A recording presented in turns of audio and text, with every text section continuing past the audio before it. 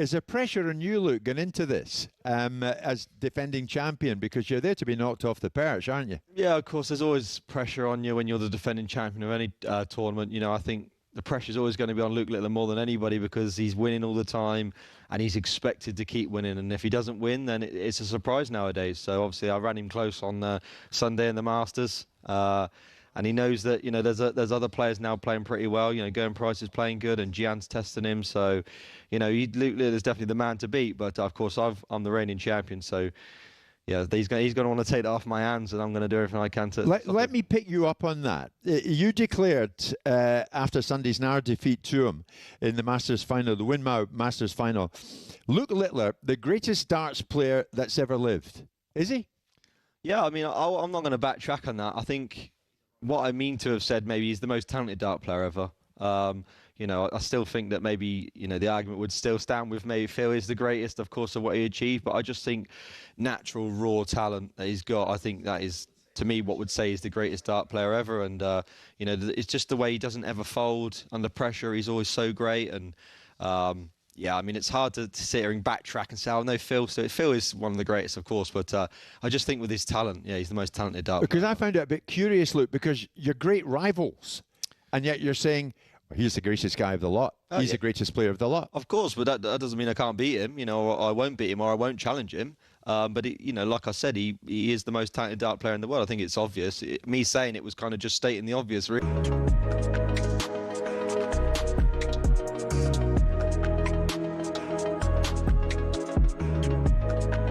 talkSPORT Sports Update, powered by the Nissan Van Range. Commercial vehicles that go the distance for your business. Search Nissan Vans or head to your local Nissan Van Centre. With your headlines at 2 minutes past 10, I'm Nick Ellaby. Good morning. As Arne Slot's attempts to transform Liverpool continue, he's praised the hard work put in by Florian Wirtz. Not only on the pitch, also in the gym. And then as a manager, even if he is maybe physically struggling a little bit in the start, you need to keep on playing him because that's the only way players can improve.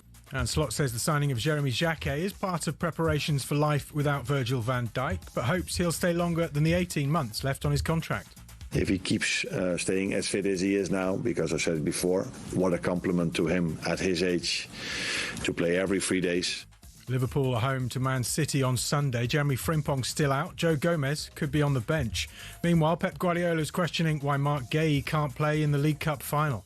Of course, we're going to try to ask to play because it's pure logic. What do you think the answer will be? No. To change the rule in something country, no way, but we will try. January transfers had to be registered before the semi-final first leg. Gay arrived at City 6 days later. Ahead of the Six Nations, Blair Kinghorn and Duan van der Merwe miss out on a Scotland starting place. Jamie Dobby is preferred on the wing in Italy on Saturday. Moeen Ali says Harry Brook and Brendan McCullum can quieten their critics with a run to the T20 World Cup final. Mo says a semi is the bare minimum for this talented England side. For more, check out talkSPORT's Following On podcast. And more of you are tuning in to talkSPORT. Thank you. 3.5 million listens for at least an hour a day, and we're getting excited for the World Cup. We'll be in the States broadcasting all 104 matches. talkSPORT News. Chaos within the Labour Party today as MPs get angry with the Prime Minister over Mandelson, and there could be an easier way to test for cervical cancer. There's more from the news team in half an hour. talkSPORT weather with QuickFit. Whatever the weather, our range of services is longer than the queue at the Chippy on a Friday night. Tyres, MOTs, brakes and more. Book today at quickfit.com. Mostly cloudy and wet. Heavy rain showers across southern and southwestern England. Brighter spells in the northwest and a cold wind.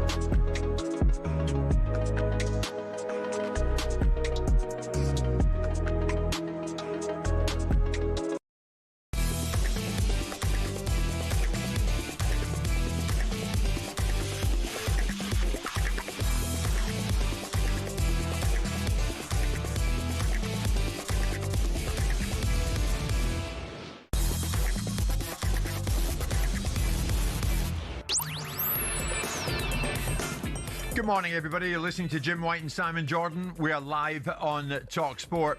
So Manchester City will face off in next month's Carabao Cup final against Arsenal. How impactful could it be for the rest of this title run-in? A springboard for it or a derailment? Meantime, as Newcastle talk the talk, will they walk the walk by 2030? Also today, is England's Harry Brook facing a media pylon? Managers going political, does it damage their clubs? We talk boxing from midday, where we're joined in studio by Britain's latest world champion, Josh Kelly. Plus, just how close did Simon come to getting battered by the bomb squad? It's Jim White and Simon Jordan, and we are live on talkSPORT.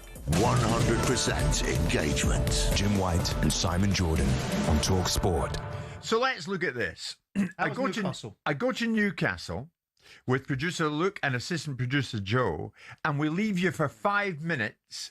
And the next thing we hear is that in this very building, you're rolling around the floor. I don't think so. With Deontay Wilder, who's trying to get a good few digs on you. What on earth was going on? Well, he's lucky he left when he did, because I was just about to open a can of whoop-ass on him.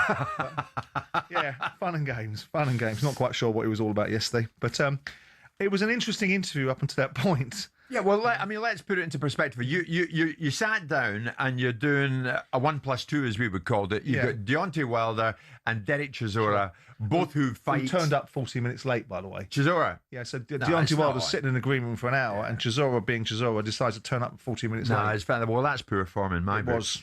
And Wilder seemed to be in good form. So what triggered it? We're about to play some of it in the moment. If you're watching on YouTube, if you're watching on your smart TV or whatever this morning, you don't want to miss this. You'll hear it live in talkSPORT. What triggered it, do you think? God knows. I mean, he must have an idea. Well, I think perhaps in retrospect, when I talked about Tyson Fury, he's mentioned Tyson Fury. He's called him a cheat, right? So I think it's entirely appropriate to ask him to qualify what he says.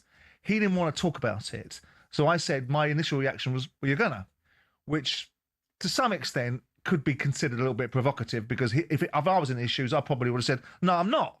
And that's what he said. But it escalated from there, and he wanted to make it about something completely different. Yeah. He wanted to turn it into a sort of race thing where ultimately he, as a black man, had been oppressed, and the fact that things were being said about Fury. I wasn't saying anything about Fury. I wasn't believing Fury over him. I was asking him to explain his viewpoint that he'd said to other people about why Fury had cheated. Well, yeah, for those who haven't seen it, and there must be very few throughout the country because this thing has gone viral. In one corner, Mr. Jordan, who held his nerve, to be fair to him. In the other corner, Deontay Wilder sitting beside Derek Chisora. And it seemed to be going so well. I wanted to move you on to Tyson Fury. I don't want to talk about him. No, you're going to. We're here about. No, but you're going to. We're not going to talk about him at all. But as part we're not going to talk about him at all. Understand that. If somebody practicing, taking their stuff out of their gloves in training, what you think they're going to do in the fight? Yeah, but that's all I got to say about that. I want to put something to you about you, right? And Fury just happens to be the hook for it. That's all I got to say about him. You talked about being cheated in that fight.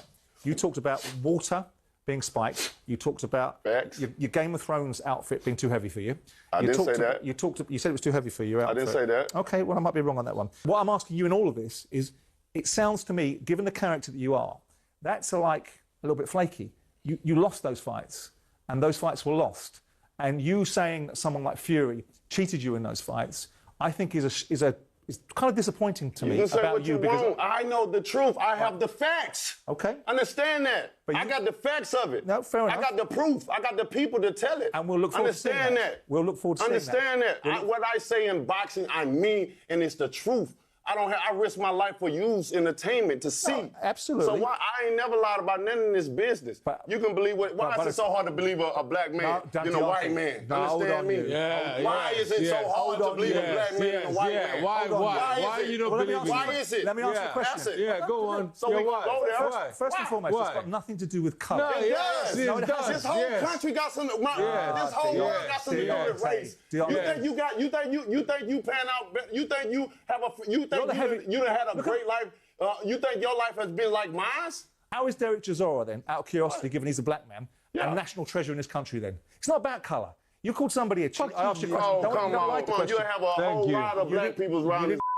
the question. Thank Like you. the question. Stop, bro. Like the question. All right, Yeah, I moved on. stop from it. I moved on. I want to pull it back in. Derek, let me ask you a question. I want to ask you a question about fight week. Deontay, let me just get into Derek about fight week. Now, both of you are known to be dynamic in fight week. We just seen a little taster of that right now. Come on, man. Y'all can't tell, man. So the bronze bomber, there he is. Yeah, so come on, man. Come on, we can have a disagreement, you think your life as a little boy and as I bet your view as a little boy is totally different than my view as a little boy.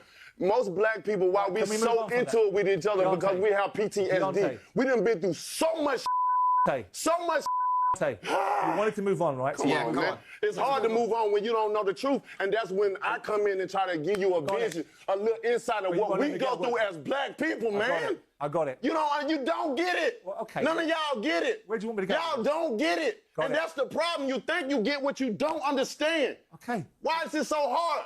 Pull it back into the fight. Let's talk about the fight. It's hard to put it back. I'm from the South. You understand? Come on, let's pull it back into the fight. It's hard when y'all don't understand. I got get it. Another situation. I said I didn't want to talk about the situation. Now you got me riled up. Fair enough. Right. Wilder's back. You understand? I feel.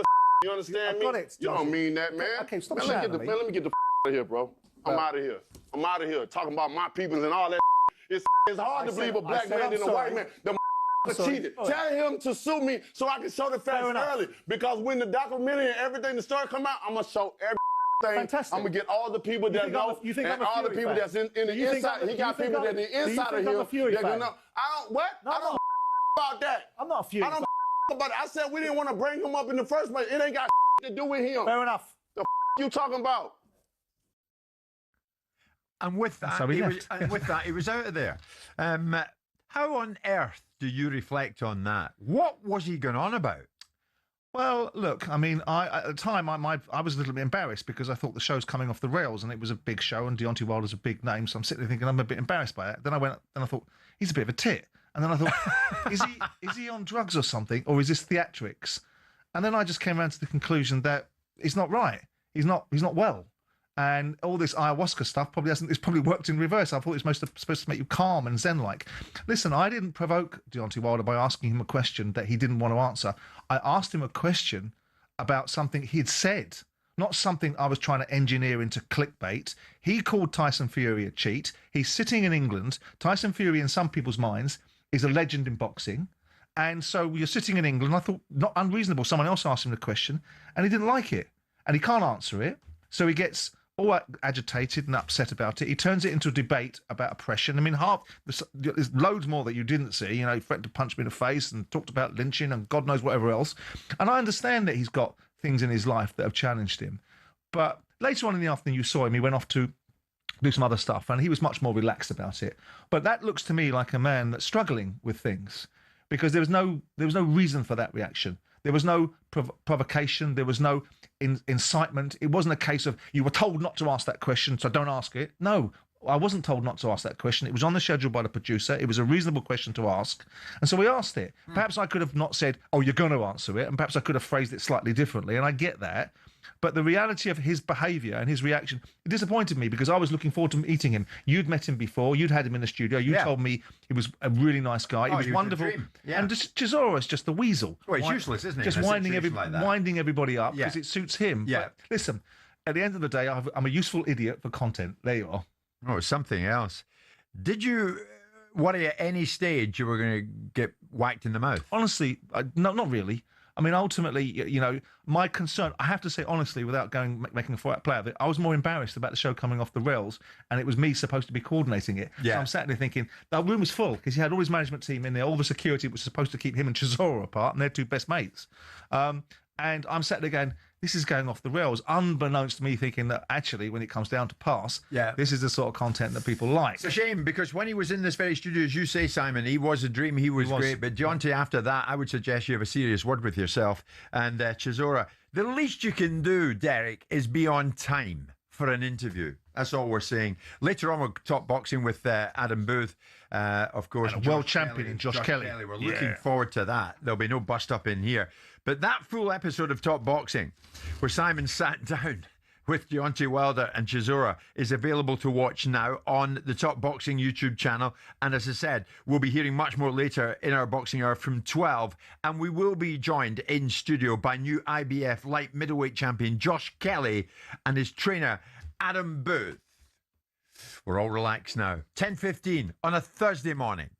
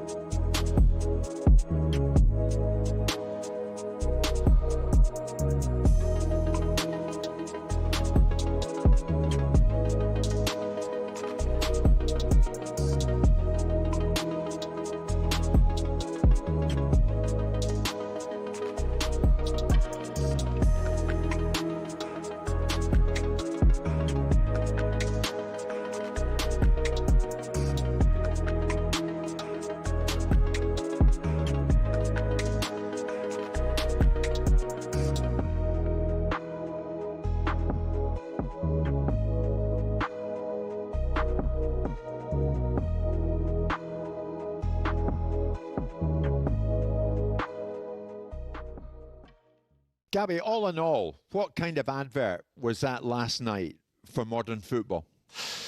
Well, everyone was saying the same thing last night, Jim, once we watched the game, didn't we? That, like, wow, this is boring. Should we put on St Mirren versus Hearts?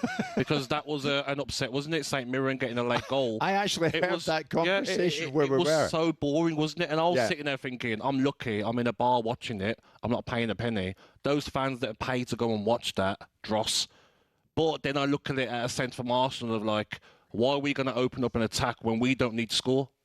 Chelsea, the ones that have got to attack us, once they finally did in the last minute, Arsenal run down the other side of the pitch and score. I think Arsenal would have been surprised that Chelsea didn't go for the jugular earlier. You could see the game plan from Liam Rossini. It was get through the first hour, then bring on some of those subs, the likes of Palmer and Esteval, and then really try and go and win the game. But they didn't really do that when those players were on the pitch. But they didn't put enough balls in the box. One goal away from a Liam Rossini masterclass. But they never looked like getting that goal. Listen, they could still be playing now, and they wouldn't score. What frustrated me, Jim, as well, before Arsenal scored, say 3 minutes to go, on that right-hand side there, passing it. I'm like, cross the ball. What are you doing? Come on, guys. Like you're passing it. You're running out of time. Give it away. Arsenal go to the end and score a goal. So frustrating to watch. It was another bad night for Alejandro Garnacho as well, and I think he's proving why Manchester.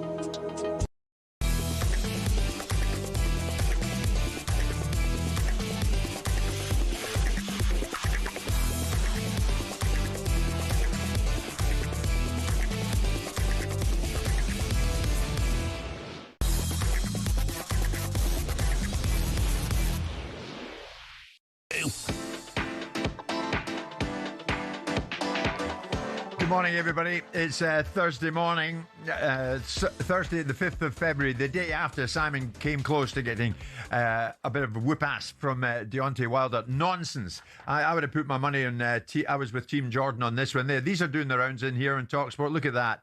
How do you fancy that? Simon battled back after that knock in the chin. Well done, Simon. Well done with that. Deontay Wilder. Get a grip. I could have taken him. You could have. My money's on you. When's the rematch? Rematch clauses. Now, of course, we were up in Newcastle yesterday, and thanks to everybody at Newcastle United, and thanks to the boys at BetMGM and the darts lads, Luke Humphreys, Stephen Bunting. We had a great old time up there. Then we got in the train and found out that Simon had caused mayhem back here with Wilder. But that's another story. But Newcastle headed to the Etihad for the Carabao Cup semi-final second leg against Manchester City. 2 down from the first leg, and what do you know? Manchester City romped it, didn't they? 5-1 in aggregate. And now they visit Wembley Stadium on the 22nd of next month. Curiously, for the 22nd time in Pep Guardiola's tenure as Manchester City manager. I don't know, did you calm down last night and have a look at this? Yeah, I absolutely. mean, City got through, and they got through at a canter, really, when you look at it. Leg, wasn't it? I mean, how impactful do you think, Simon, this final could now be for the rest of the Premier League run-in? Is it a springboard for Arsenal, for City, or is it a potential derailment?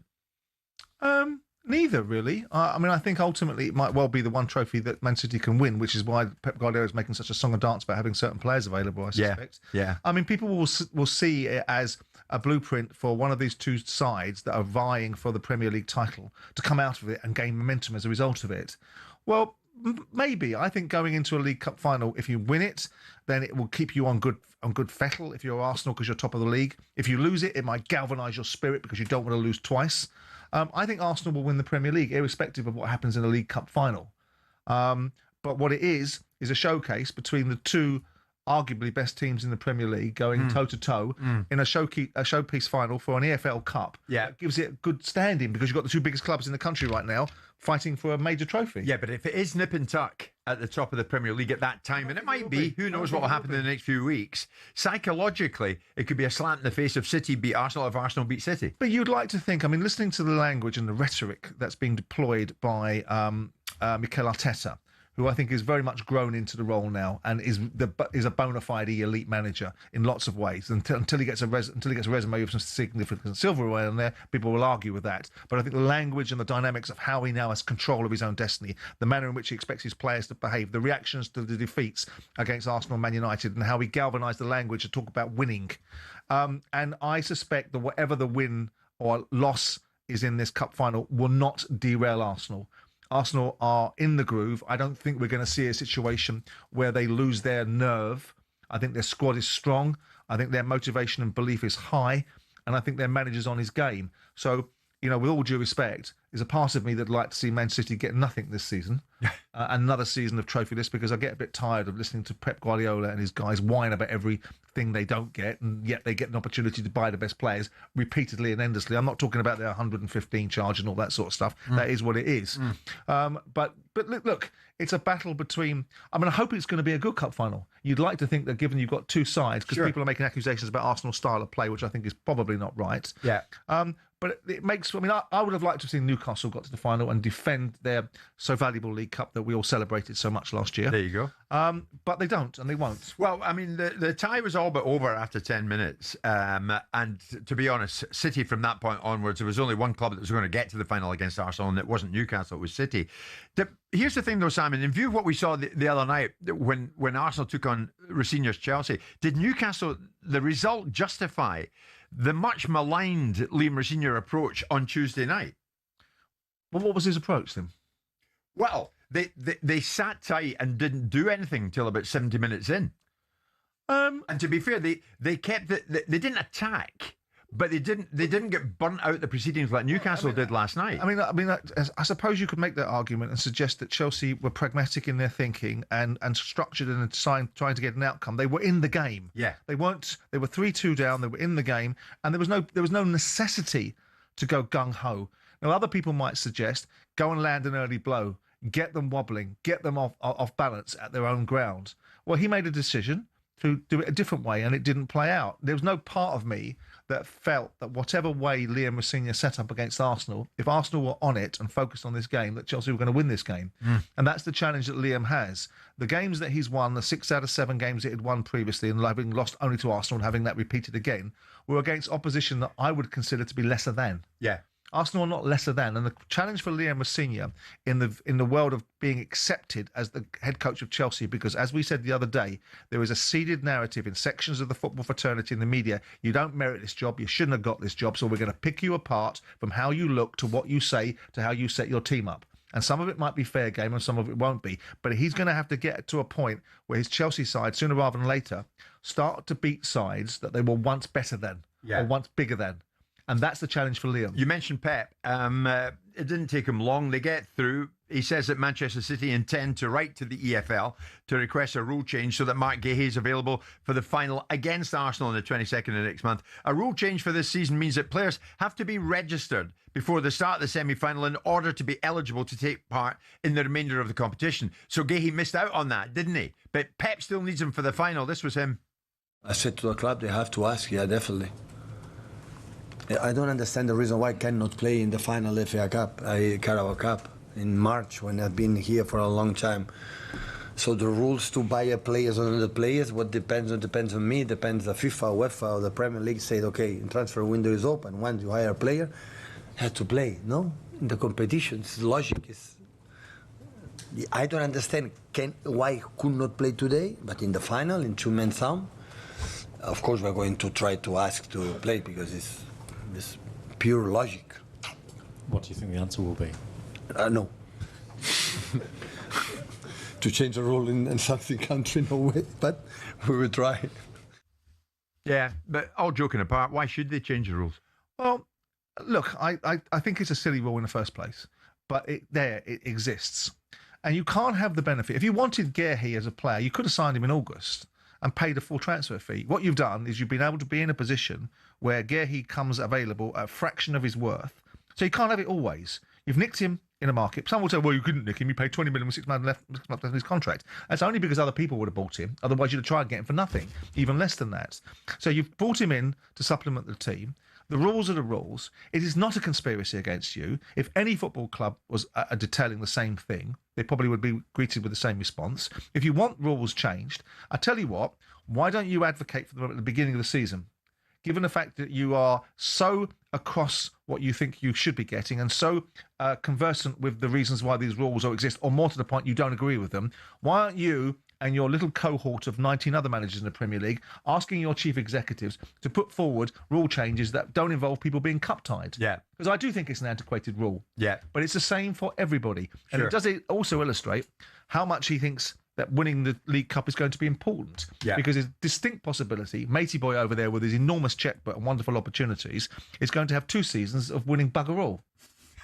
Well, while Simon down here in London was fixing his gum shield and getting ready for Wilder, we were up in the northeast at St James's Park and we caught up with the chief executive of Newcastle United, David Hopkinson, who was very good company, I have to say. But here's the thing. Are Hopkinson and Newcastle, they can talk the talk, but are they ever going to walk the walk? We'll look at that next. It's 10:30.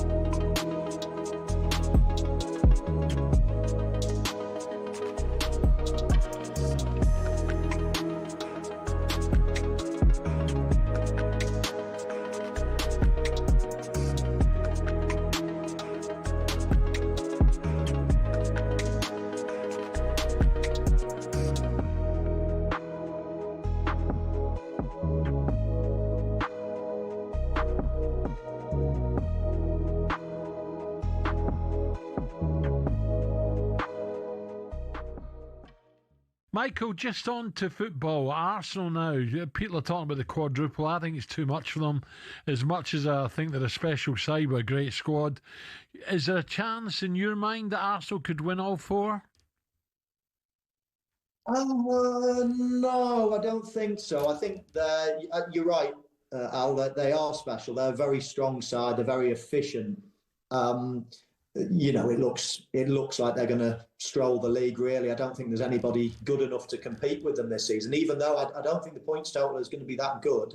I just don't think. I think the only 2 teams that could have beat them at the start of the season, Liverpool and Manchester City, are obviously faltering. So I think Arsenal certainly will have won it, but they've been semi-handed it as well. I don't think nobody's really put much pressure on them. So I think the league is obviously nearly wrapped up. I think, they could win the Carabao Cup. absolutely they could. And then the other two are going to be tough. Yeah. Absolutely tough. I mean, everybody's going to, teams, all the other teams are going to be focusing on the FA Cup even more now because the league is almost over. It's going to salvage their season. So they'll be putting strong teams out, a lot of their competitors. And then the Champions League, that could be anybody's. That's really open this year. Yeah, I agree. Definitely. Mike, I'm going to ask you, mate, where are you at this moment in time with centre forwards? We'll look at Haaland, probably out and out centre forward. Yourself out and out centre forward. Shearer out and out centre forward. Are we kind of drifting away from that at this moment in time? I'm thinking of boys like Ekitike, Salah's goal return's unbelievable. I was seeing. Pep Guardiola's asking for a League Cup rule change. Man City are in the final, but Mark Gay's not allowed to play. Why not? So he's a player, we pay his salary, we hire him as our player. Why shouldn't he play? Players need to be registered ahead of the semi-final first leg in order to play the final. Gay arrived 6 days later. Meanwhile, after Newcastle's 3-1 humbling at Man City, Eddie Howe's hampered by a long injury list. The players are slightly fatigued. The schedule has been relentless and we're not able to rotate in the way that we want to. We're asking players to play again and again, and it's never... We've been here before, but it's never ideal. Anthony Gordon's now being assessed. He's got a hamstring problem. Now, officials at the Winter Olympic Games in Italy have had to block a series of Russian cyber attacks.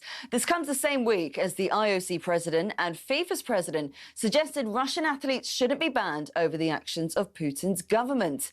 And more of you are tuning into talkSPORT, so thank you. 3.5 million listen for at least an hour a day, according to the latest stats. We're getting excited for the World Cup, where we will be in the States broadcasting all 104 matches.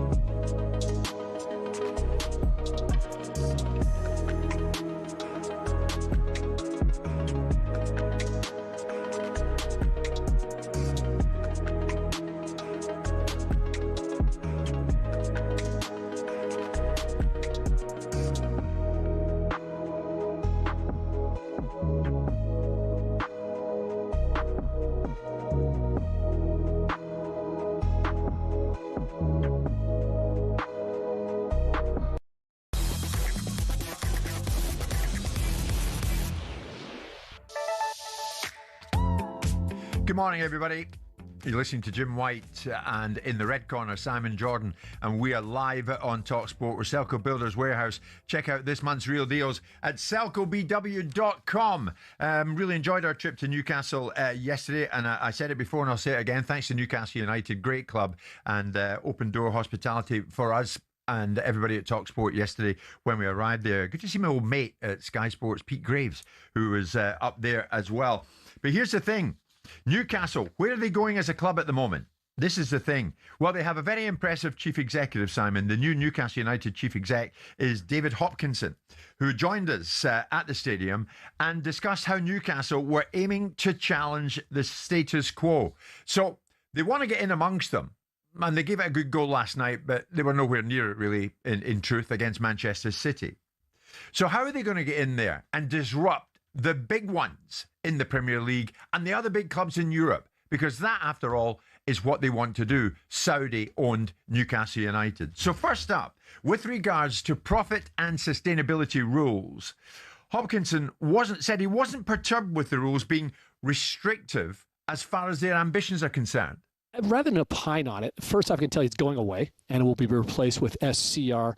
I believe it's from July 1st. I definitely know it's from next season. We were one of the clubs that voted for SCR. SCR is a regime that we prefer. But that's still a form of restriction, isn't it? Well, it's the rules. And I think the rules are an operating environment and an environmental condition, kind of like, hey, it might rain tonight, we'll figure that out. And while those rules are perhaps hard on Newcastle, they're hard on a multitude of clubs. Everybody's got to deal with the same set of rules. I'm coming from leagues where they had, let's say the NHL, a hard cap. The rules are the rules, and we'll do the best we can to help ourselves within whatever regime exists. So he was quite pragmatic about that, Simon. I suppose he's got to be, but his comparisons are not really reasonable because there's an established order that Newcastle are trying to break into and are going to be restricted from doing so, in the same way that Aston Villa are trying to break into it, and they won't be able to do so because Liverpool, Arsenal, Manchester City, Man United, Chelsea, and perhaps Tottenham are already in that game. They're already in the £500 or £600 million club. The fascinating thing would be from this fella is how he tells you squad cap rules have the same leverage on each club. But if your turnover is £600 million or £700 million or £500 million, then you have a bigger opportunity to buy better players and pay them bigger wages. His club have a £350 million turnover. His big question is, how is he going to get himself into the game where surely Newcastle want to be, which is on an equal footing with the guys that are already there? Right, you brought me to it perfectly, because then we really get into it. So that's the direction you want to go in. But how are you going to actually increase revenues? And then the future of the stadium, this iconic venue up in the northeast, St James's Park, was that an avenue that he and Newcastle need to explore? Well, the truth is we haven't decided. St. James is a magical place. It's going to be an extraordinary place here Saturday when we play our next match. It's 53,000. We think we could be bigger. And that, of course, is revenue. Now, that's a major investment. We haven't made the final decision on what we're going to do here. We are working on this every day, deciding whether it's here, whether it's a new site, whether it's a reno or a new stadium. But we have got an opportunity that we're pursuing, and we're working on it every day. If you stay here, David, and I want to push you on this, everybody loves this place. How much bigger could it become? How many more seats do you envisage you could put in? At least 10,000. We all of our modeling, all of our best modeling today, all the capacity starts in the 65 to 68,000 range. I don't think bigger than that is good, but we also want to make sure if we're going to do something, it's material and significant. 10 to 15,000 here would be right. Would you contemplate moving?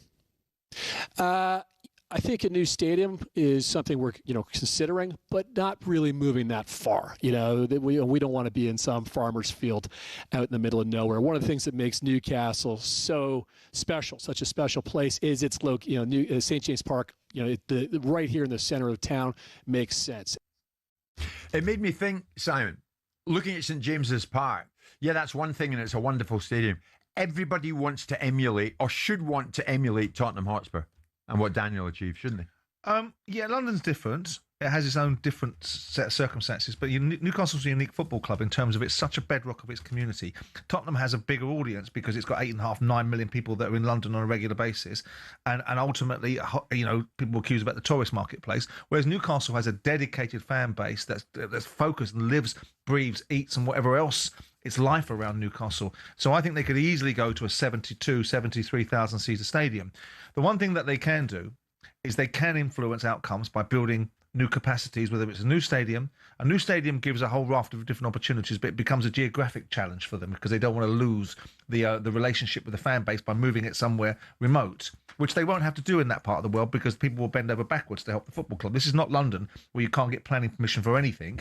You try to put an indoor surface on a training ground like I did at Palace. You have to battle the local council about it, whereas in Newcastle and parts of the world like that, they can't help you fast enough. Yeah, but they're looking for areas that they can increase new revenue. Look no further than the stadium. That's fine. That's my point. So if you built a new stadium that was 75,000, you'd be able to generate a whole new raft of opportunities within the confines of it, which would be for monetising opportunities like F&B, other stadium events that you want to do. And all of a sudden, that would be £100 million injection into the football club, possibly as much as £100 million a year. Then you're starting to catapult yourself into the region of being able to touch these other guys that are there. That's their gift. If they want to live outside of the opportunities that Man City and Chelsea had because the rules have been changed, then they have to do something different. This is what I don't understand about them. All the ambition. They didn't buy Newcastle to be an also-ran. They didn't fight the battles that they fought. Yeah. and spin the yarns that they span about who owns it and who doesn't own it, to have a club that can't really be at the elite end. So the way they can do it is either build a 75,000-seater stadium as new and create a whole raft of opportunities around that, including the valuation of the stadium being made for naming rights and all kinds of stuff, or they put 25,000 extra seats or 22,000 extra seats in there and bring another 30, 40 million in that way. Sure. Those things are capital expenditure that the Saudis can pay for out of their own pocket without affecting PSR. And at the same time, the watchword in all of this, when you're at a club like Newcastle, has to be ambition. Ambition, ambition. What is your ambition? So Hopkinson then get into it about the ambitions of the ownership and the vision. From my perspective, absolutely. And what I love about what she said, and by the way, some of that has already come true of what she predicted. We've got more to do on it. So look, I think it starts with belief that we have to have high conviction that we can do this. And so much of what we need to accomplish here, so much of what I talk about with my staff, with the rest of the leadership team, is the right culture that is aligned to that high ambition. What do you think? Do you think Newcastle in a decade will have won the Premier League and the Champions League? Are we talking about that? We are, but I think 10 years is too long. We have a high ambition here. We have a concrete plan. It's a 5-year plan. Takes us through 2030, and it has benchmarks along the way. A plan without a time frame attached to it is just a fantasy. It's just a dream. So we have a plan here. We have a strategy here. We're working on executing that every single day. But 10 years is too long. We got to think about how we are consistently contending for those top prizes within 5 years. 10 years, you walk at a certain pace. With 5 years, I already feel like we're burning daylight, and we need to get after this every So by 2030, Newcastle United, this great club, will have been Premier League champions. That's what you're telling me? That's our ambition. So he was saying what Amanda Staveley, who's no longer at the club, what she said to me really at Wembley on that day. They lost the Carabao Cup final to Manchester United. Well, we've lost today. But I can tell you all, we will win the Carabao Cup, the FA Cup, the Premier League and the Champions League. In a different way, he was sitting down there saying, yeah, we will do that. Well, that's their ambition. By 2030. I mean, that's their ambition because that's the ownership model that they've got. They've got nothing. Crystal Palace couldn't say that because their ownership model doesn't want to back it. I would believe that the Saudis do want to back it, but they can't do what they want to do because they're restricted from doing it. So whilst if he turned around and said we're going to win it in 10 years, the optics of that would be people were saying precisely what he says. There's a lot of ground that you're talking about there. That's 10 years. That's a generation. So he brings it forward to 5 years. Not while he's got a hole in his backside, unless the rules change. Are Newcastle going to win the Champions League or the Premier League? Because they can't fight fire with fire. You can have the best endeavours, you can have the best culture, you can have the best motivations, and all that's right. Absolutely right. But you need to have the best players. You can't turn water into wine. You did it once in 2016 with Leicester, and they're now languishing back in the Championship 10 years later. If they say in the Champions League money starts coming in and you can rely on it, you can budget for it. They're going to get in the Champions League this year. No. So the challenge, no, it's a challenge, that's for sure. And the reason being is that Eddie hasn't got a big enough squad, a good enough squad, to be able to go toe-for-toe with those above him. How are you going to bridge that gap? Bridge the gap by your commercial revenues. How are you going to answer the question, David? How are you going to put 200 million on your cash flow? How are you going to do it? If you can put 200 million on your cash flow, then you can have these dreams. Yes, it's of course right to tell the fans that you're not unambitious, that you want to do what you want to do and you want to build. We all know that because that's why you bought it. The Saudis didn't sit and buy a football club and make a hullabaloo about getting it and write to the Prime Minister and accuse everybody of everything to try and get a football club that sits mid-table and wins the League Cup. They bought it so it can have influence and opportunity and recognisability. And the only way you get that is by having a winning team. So how are you going to do it? What would you do with the stadium? If you were Hopkinson, what would you do? Well, I would listen. First of all, he's working in an environment where he's not the decision maker. He's working for the money that are the decision makers. But if he wants to be successful, he must be imploring them to build opportunities to create outcomes. Yes, you can build a wonderful training ground, and yes, you can develop your youth policies. They'll do that anyway because Newcastle's catchment area is unique to them. They're the biggest club in that part of the world. They're going to grab every kid that comes in that space because they've got an opportunity to do it. And because they're doing well in the Premier League, they'll be able to pinch other kids from other academies like the big clubs do left, right and centre, but not the bigger clubs will they compete against. Yeah. I'd be saying to them, my only opportunity is if I want to get another £200 million in my turnover, yes, I've got to be very commercially adept. How do you become excellent at being commercially adept? Oh, I know, you have a winning team. United, Peter Kenyon wasn't walking on water. People like Vodafone and Chevrolet and God knows who else were walking into Man United's office going, here's a cheque. because they were winning things. And the same at Chelsea. Newcastle cannot win things unless the landscape, I hope they can, but unless the landscape is changed to make an opportunity for a club that can. And this profit and sustainability load of old cobblers is nonsense, because there's nothing more sustainable, whether you like it or not, than having a nation state with all its wealth behind you. So winning the Champions League or the Premier League in the next 5 years, is it pie in the sky thinking, or is it an ambitious vision that can be reached? I think it's an ambitious vision that's unlikely to be reached. I don't think you should have anything wrong with setting out your best stall, your best-in-class mentality, operating at the highest level, making sure your commercial department is on it, across it and at it, making sure your recruitment department buys the best players, gets the best things, get its diligence right so it doesn't sign players that get banned for 6 months because they've been betting. Get everything right, that you do things properly. But then you've got to ask the question, when Man City want to go and buy a player in a window and buy the best player, the best winger, the best centre-back, how are you going to get them there? Because A, you can't compete with them on wages, B, you can't compete with them on transfer fees, and C, you can't compete with them on legacy because they've won things. So how do you bridge that gap? I'm not wanting to be negative. The only way is to whack up your turnover or change the rules. And if you don't build new stadiums, and if you don't show the commitment, because the one thing the Saudis can do is back up all the purported ambition by building a new stadium. Right. So at the moment it's 52,000. Rebuilding the existing one. They'll go to 62,000 if they stay put. So it certainly sounds an exciting proposition. But winning the Champions League and or the Premier League, Newcastle fans, in the next 5 years, obviously you dream of doing it. But is it pie in the sky thinking, or is it an ambitious vision that can actually be reached? Give me a shout on that. I know you're feeling a bit wounded after last night, but give us a call on that, because your chief exec, Hopkinson, has got huge ambition for the football club. 03717 223344.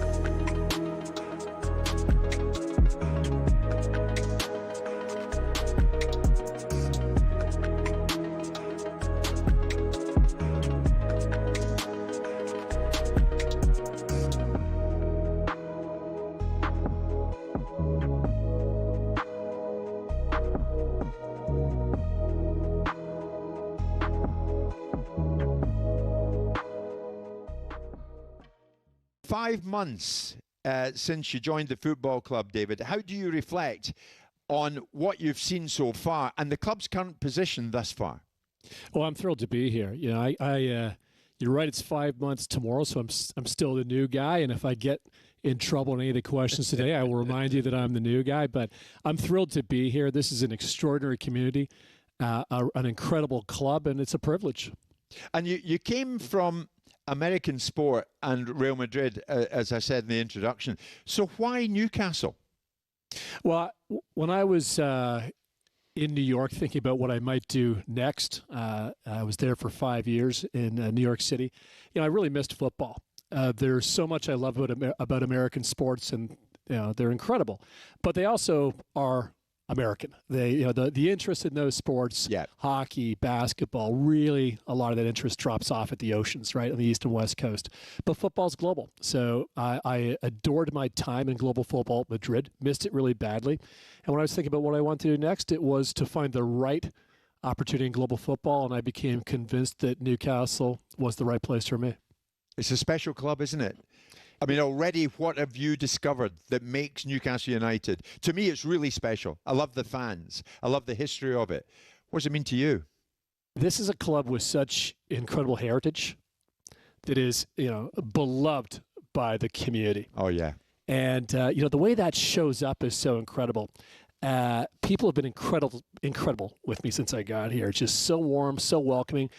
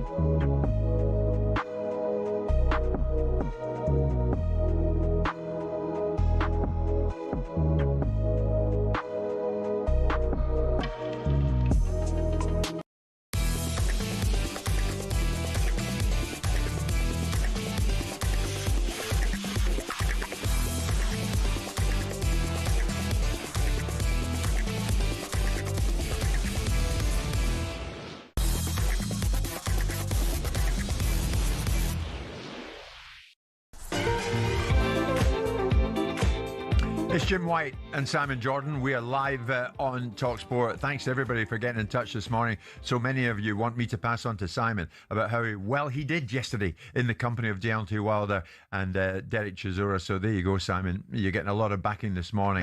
Not that that means a lot to you, I know, because you, no matter what, in a similar situation, you do exactly the same thing, I'm quite sure. But thank you to everybody sending in message 81089 this morning. And thank you for your calls as always. And no better time if you're a Newcastle fan to call in this morning. Off the back of us being up there yesterday, ahead of the game, the second leg of the Carabao Cup semi-final at Manchester City. We were in Newcastle, but of course it didn't go the way you would have wished. That apart, we had a more than decent interview and more than decent time spent with your new chief executive, David Hopkinson, who spelt out the vision under the Saudi ownership for the football club. And that in 5 years, in the next 5 years, hopefully Newcastle, in his eyes, will have won something seriously significant, like the Premier League or the Champions League. Is it pie in the sky thinking, or is it a vision that can be reached? 03717 223344. Dan, big Newcastle fan, first up, what do you think about what your chief exec was saying to me yesterday? Yeah, all right, Jim, all right, Simon, big fan, like. Good morning. I wasn't ringing up basically to say like my opinion. It was more like I was gonna ask Simon, because obviously he's been quite vocal over the years. What he thinks when he's heard this bloke come out and say, "Oh, well, we're going to do this and that by 2030." Does Simon still think like Eddie Howe will be there in 2030? And is he going to be the one who's... I mean, they're going to say what they're going to say on the interview, that the manager, that's what they're going to do publicly. But does Simon actually think that we're going to stick with Eddie Howe for the next 4 years if they've got this big project in mind? Right, so what Dan's actually asking is, is Eddie the man there to deliver that vision? Well, I've always said, I mean, listen, my view on Eddie Howe, has changed dramatically over the years, because I've seen the body of work, I've adjusted my opinion on him, so I think he's an incredibly capable manager. That being said, I still maintain the view that he won't deliver them the Holy Grail, not because he's not capable of it, because I don't think he's going to have the resources around him. Do I think he'll be the manager of Newcastle in 4 years' time? Probably not. Will it be at his hand that he's not the manager of Newcastle because the England job comes up after Tuchel departs, if we win the World Cup or not? I don't know the answer to that. Or another football club looks at Eddie Howe, and a club that's already achieving things thinks they want to take him. I do know that he's very happy up there. I do know he enjoys the job. And I do know that there's been frustrations at times when people like Elliot Allison had to be sold to Nottingham Forest to create an outcome for Newcastle, which I don't think he was particularly pleased with. So if he had similar resources to Pep, is Eddie the man that could deliver a Premier League title? I think he's exhibited all the characteristics to illustrate that if he was given the tools to go toe for toe with Arteta, to go toe for toe with Pep Guardiola, that he'd make a very good account of himself. Just before we leave you, Dan, do you think Eddie is the man who can deliver you a top prize like the Premier League title or the Champions League? I'm 50-50, mate. I just think this summer's going to be like really important, like not just for us but every team, because there's going to be a massive turnover of managers. And I think if you've got a project that's going to be based on the year 2030, if you're really serious about that, I'm not sure he's the man to do it. I love the bloke, but this is the summer where there's going to be managers become available, and then people snapping up these managers. So I think it's important now, if they're really serious about this plan, that they really, really think about what they're doing. Okay, great call, Dan. Thanks for joining us. What about Derek, who's a big Newcastle fan? Derek, what's your thinking in all of this? Morning, Jim. I just think morning, Derek. About 10, 15. Morning, Jim. I hope you made well Newcastle yesterday. I hope you had a nice time. We did, mate. Thank you so much. I think we're a million miles away from Manchester City, Liverpool, Manchester United. This thing about fair play, about the money and that, I just don't understand that. I just thought you want to buy somebody, went out, put the check on the table, and the player was yours the next day. Doesn't work. I just can't get my head around it. Yeah. More moving grounds, it would break me heart, but that's got to be the next step. Yeah. I've got to do it. What about the stadium, Derek? You'll love St James's Park, I'm sure. Would they be going in the right direction by putting in an extra 10,000 seats and increasing the revenue? Well, that would be, if that's the answer, if it's got to be a new ground, it's got to be a new ground, and we've got to try and move with the times.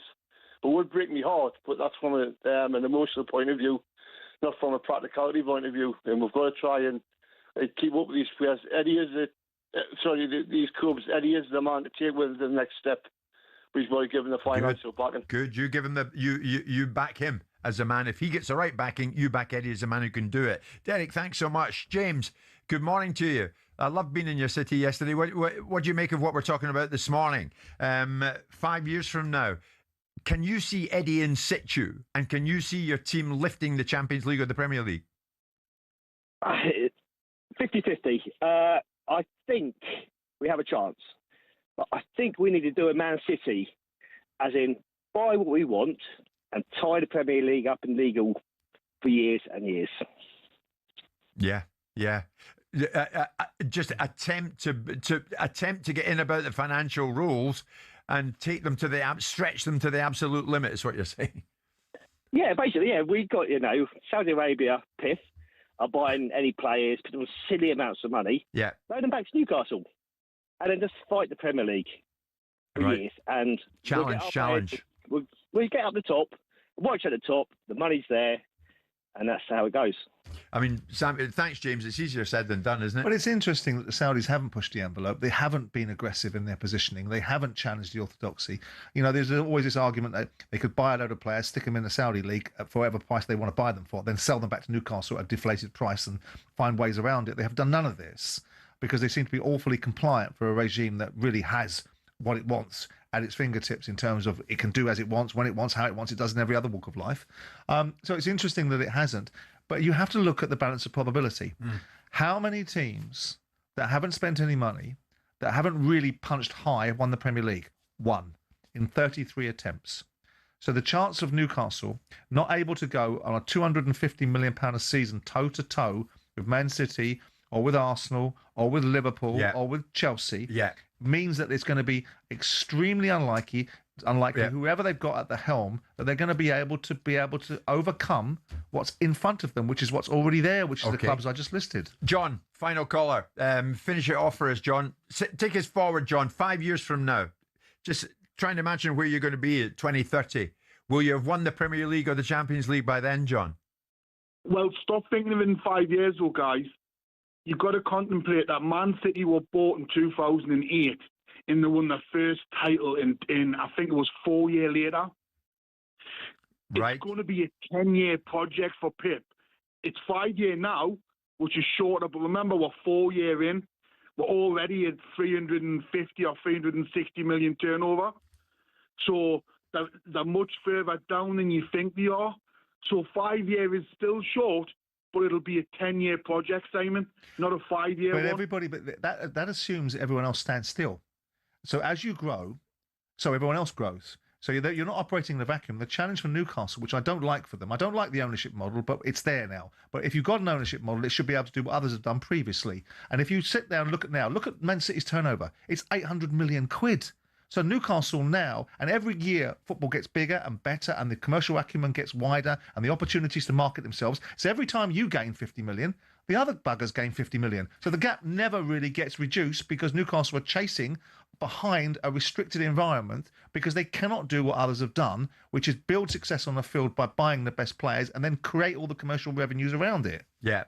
Listen, John, thank you so much for the calls. And I was asked earlier, were we made to feel welcome yesterday in Newcastle? We were. It was a wonderful trip. Next up for Newcastle, 5:30 kickoff Saturday, and Keith Andrews and Brentford up at St James's Park, 52,000 capacity at this time. It's 11 o'clock.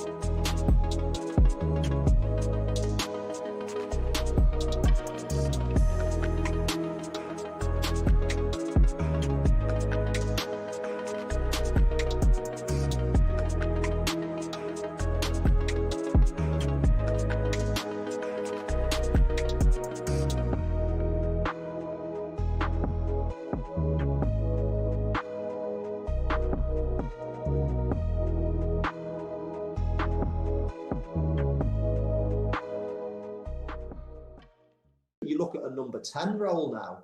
And that's even worse. You know, players that we used to watch, like Bergkamps and Zolas and Cantonars and Letiziers, like genius players. They might not get around the pitch, but, you know, it was everyone else's job to get around the pitch. Give it to these geniuses. They'll create something. They'll score. And even those players now, there's none of them. You know, any number 10 now has to be able to do the yards. You look at, a Bruno Fernandes, that's one of the best number 10s in the country. He's running further than anybody else on the pitch now. I mean, you can't get away with not doing the hard yards. And every single player now has got to be an athlete. And we're losing that creative, genius type of player, even in the number 10 role. Michael, what about Liverpool? Just a quick one before we break. You're going to stay with us for a little bit, which is great news. Liverpool Arne Slot under pressure. There was just glimpses, wasn't there, against Newcastle, what Liverpool can do when they're flying. Yes, absolutely. They've not been flying consistently. That's the problem. But in patches, Liverpool have played extremely well this season, but it's just been all too sporadic, let's say. I don't know. I'm the Slot in camp. I think it's very, very premature to be thinking about. Here's a manager that's had his first season in the Premier League and won the league. I mean, that's incredible. Not many managers do that. If you'd said to Liverpool fans, once Jurgen Klopp left, if you said to Liverpool fans, right, for the next 2 years, you're going to come fourth and you're going to come first, everybody would have snapped your hand off. That's fantastic, you know, because there's always the risk of things falling apart. We've seen it with when Wenger left. We saw it when Fergie left. You know, Klopp was there for a long time, and to come in and continue that and to have instant success was pretty good. Now, you know, so I just think that, you know, I think it's far too early with those things taken into consideration. New players, it's an... talkSPORT Sports Update, powered by the Nissan Van range, helping business owners to work better and live better. Search Nissan Vans or head to your local Nissan Van Centre. With your headlines at 11:03, I'm Nick Ellaby. Good morning. The morning after, the night before, Simon Jordan's told us there was no reason for Deontay Wilder to lose it and storm out of the talkSPORT boxing studio. He threatened to punch me in the face and talked about lynching and God knows whatever else. And I understand that he's got things in his life that have challenged him. But later on in the afternoon, you saw him. He went off to do some other stuff, and he was much more relaxed about it. But that looks to me like a man that's struggling with things. Wilder was unhappy at being asked to justify his claims about Tyson Fury being a cheat ahead of his fight with Derek Chisora. Head over to talkSPORT's Boxing YouTube if you haven't seen Wilder's outburst. Arne Slot's welcomed Jeremy Jacquet as the man who could eventually replace Virgil van Dijk. Hopefully he can stay as fit as he is for multiple years. But this club, we are not stupid. We do know that somewhere in the upcoming years there is life for this club without Virgil. Jacquet will join from Rennes in the summer. Van Dijk's got 18 months left on his deal at Liverpool. They host Man City in the Premier League on Sunday. Meanwhile, it's reported the EFL will not change their rules to allow Mark Gay to play in the League Cup final. Blair Kinghorn, Darcy Graham and Duan van der Merwe have all been dropped for Scotland's Six Nations opener in Italy on Saturday. Glasgow's Jamie Dobie and Carl Stein start on the wings. Meanwhile, Lawrence Dallaglio's told talkSPORT a wounded Wales won't be an easy start for England, and he's explained why the tournament's starting on a Thursday this year. Sport has to kind of disrupt these days, doesn't it? You know, you've got to find your space in the calendar, you've got to find your space, and I think it'll be a good start, you know, and what a game to kick it off. Ireland are in Paris tonight. More at talksport.com. talkSPORT News. The Labour Party is the angriest it's ever been, according to one of its own MPs, and an inquiry into the deadliest channel crossing finds some of the 30 victims could have been saved. More from the news team in half an hour. talkSPORT weather with QuickFit. With expert technicians in all our centres across the country, we'll keep your car's inbuilt safety tech in top condition this winter. Book today at quickfit.com. Mostly cloudy and wet. Heavy rain showers across southern and southwestern England. The northwest will get brighter spells, and there's a cold wind.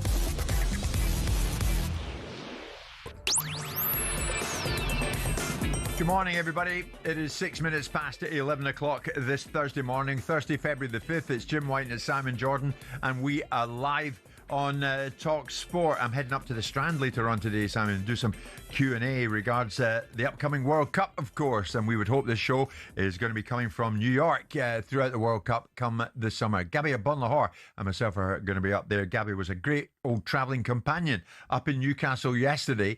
Celtic seemed to be in advanced talks to try and get Alex Oxlade-Chamberlain through the door. Martin O'Neill doing some work on that one. It would seem Celtic not in action last night after their game at Pittodrie was called off because of the elements. Rangers took full advantage after Hearts lost the previous night. So we'll get to Scotland before we go. And if you're listening up at the Celtic training ground, good morning, Mr. O'Neill, and we wish you well.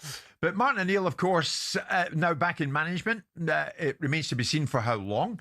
It's certainly an interim basis at the moment, but when he's in studio with us here, you ask Martin a question, you will get an answer. Is there anything wrong, though, with managers going that bit further? Maybe going political? Should they be given more free rein to say what they want to say and what they mean to say? Now, in his pre-Newcastle news conference, Pep Guardiola took the opportunity in something that became something of a lengthy exchange to speak up on issues outside of football, including Gaza, Ukraine, the Trump administration, and ICE. But when a people is dying, you have to help him. The human being be alive or protect the life is the only thing that we have.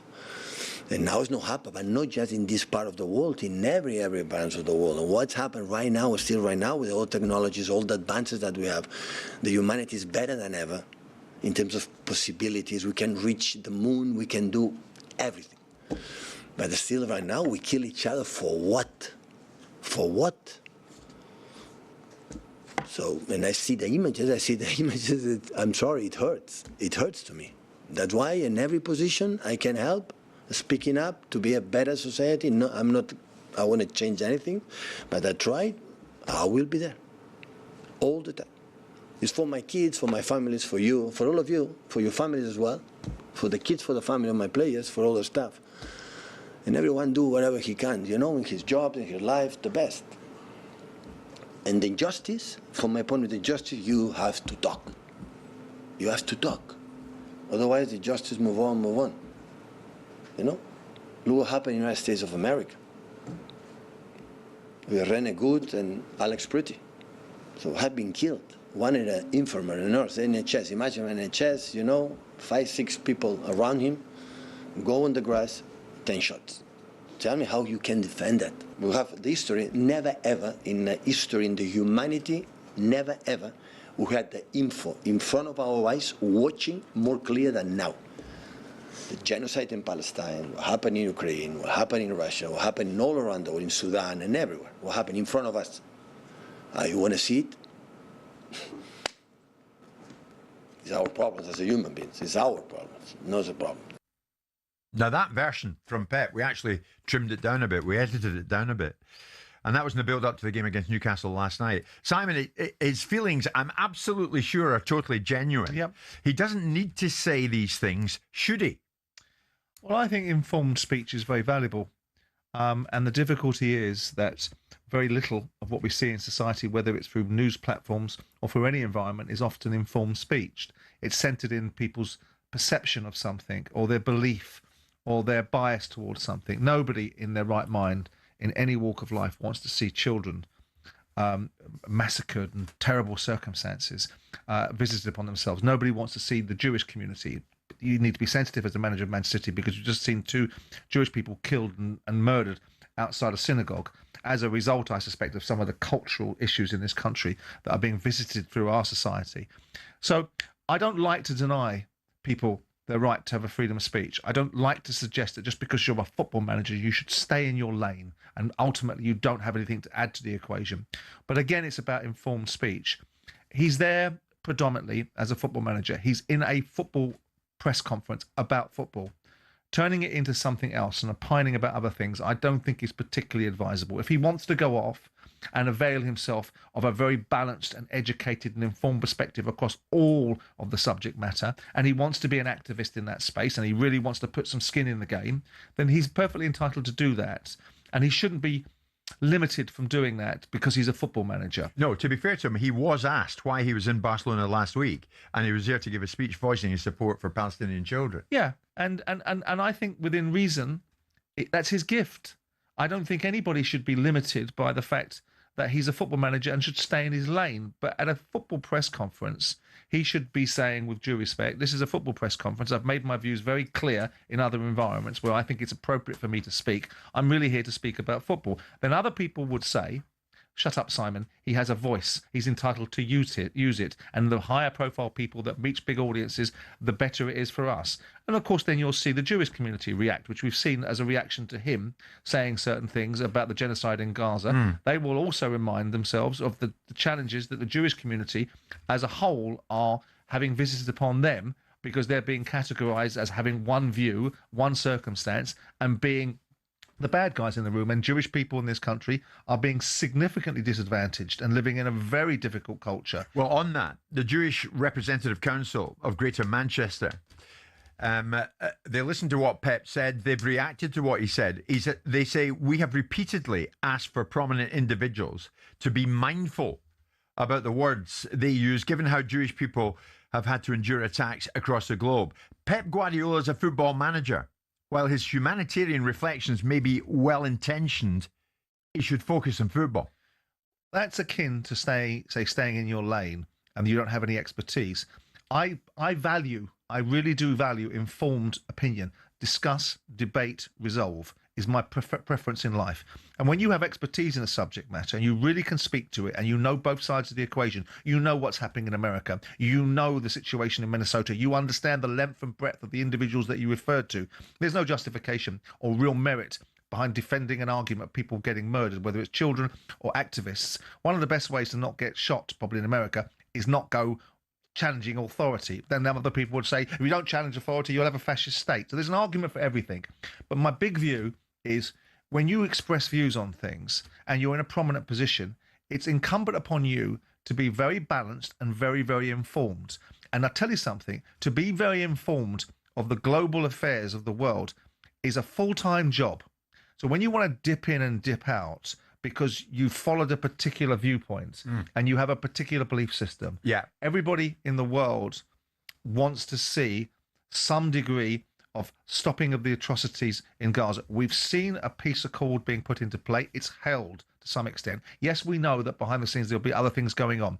But I do think whoever it is, whatever voice it is, we have so many experts that aren't experts. We have so many people popping up in life, in society, in politics, in sport, in business, professing to be experts about subject matter, and none of them are. That's why it's so wonderful every now and again when you have somebody come in the studio, somebody speak to a subject matter that you know is an expert, that not trying to score points, not trying to create an agenda, doesn't have a bias, isn't virtue signaling, is able and capable of being able to embrace all of the conversations that circumvent or override the overall perspective. And I think people like Pep Guardiola would be well served, perhaps, when you're talking about football matters in a press conference, resisting the urge to be drawn into conversations that you're moderately informed on, but I would suspect not enough to make bold observations. And people will say again, it's not a bold observation to say that people don't want children to die. I concur with that view too. So with that in mind, Simon, when the Jewish Representative Council of Greater Manchester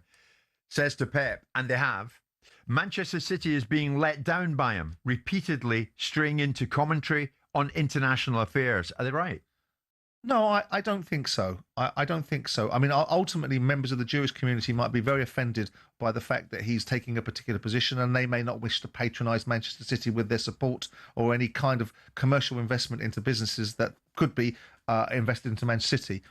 But he is, again, it's the balance between, do we deny Pep Guardiola the right to express his views in a society that supposedly allows freedom of speech? You have a right to say what you think, whether you should do it and whether you're informed enough to do it and whether people are influenced by it. I'm not influenced, and I think most people aren't influenced by the utterings of a football manager. If it was your manager speaking, Would you go with it? Would you be all right with it? I would urge him to be cautious. Right. And to not necessarily put himself in the way of challenging circumstances. I wouldn't just be sat there wanting to be entirely mindful of the commercial ramifications to my particular brands. But I also think, again, it's the balance, isn't it? I can't help myself but be a libertarian and say, to some extent, people can say what they want. But I just think it should be confined. If Pep wants to go out and be an activist, mate, fill your boots. Just because you're the Man City manager doesn't stop you from doing it. But let's say you put some skin in the game. And skin in the game isn't just popping up and saying what you think is the right thing to say. Right. It's perhaps maybe doing other things, but none of them really do. But again, at the same time, I don't want to deny him, because it's his consequence to some extent. He gets the blowback. Yeah. So what do you say to that? It's easy to say, keep politics out of football, keep these guys in their lane. He's not a stupid man. No, exactly. He has beliefs, and there's something to be said for that. All right. From 12 noon onwards, we'll talk boxing on a completely different subject. Boxing, something Simon inadvertently came close to participating in yesterday with Deontay Wilder. Josh Kelly will be joining us live in studio at 11:20 this morning.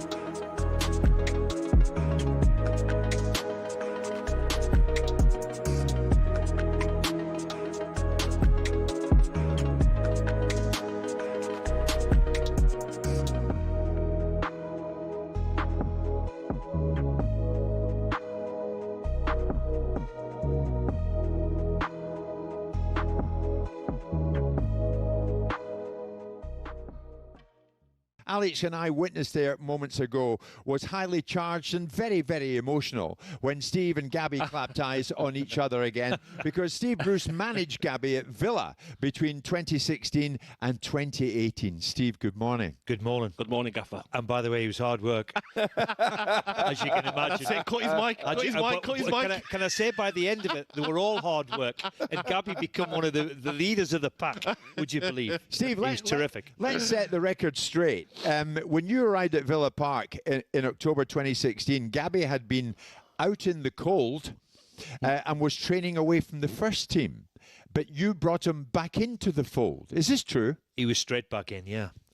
I wasn't really interested in what happened in the past, so I dragged him in and said, I'm not really interested in what's gone on before.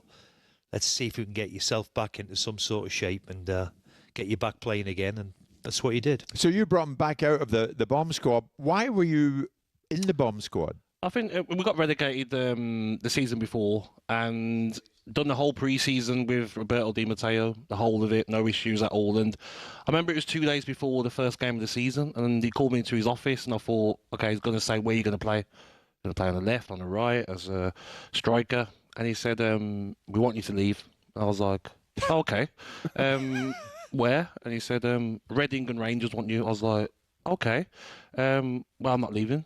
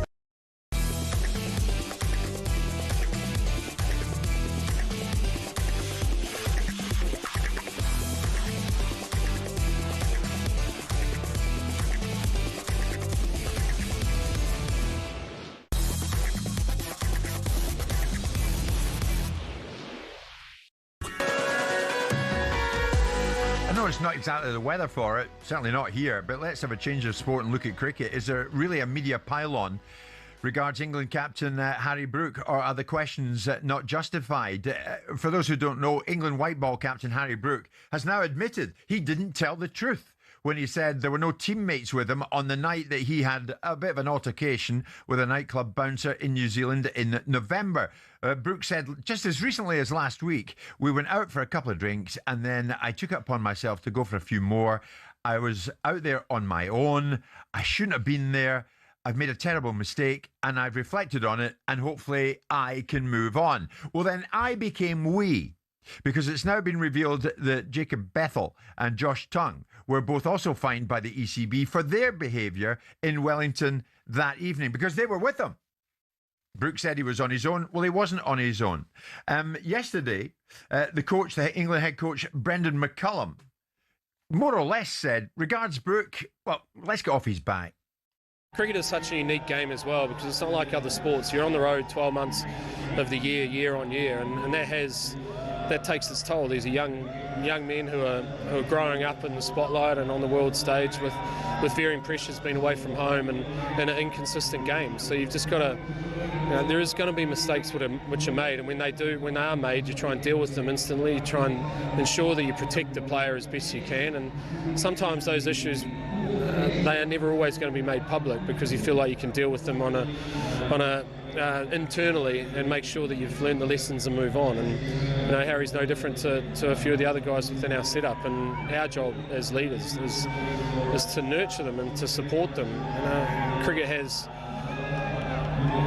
a poor history of people suffering with the pressures of international cricket and being away, and we've had mental health is difficult for a lot of people in this game, and so our job is to make sure that we support them and allow them to keep growing up whilst putting space between the times where mistakes inevitably sometimes happen. And that's what your role is, and my job right now, after dealing with the issues that we've had in the past, is to support these players and keep guiding them through.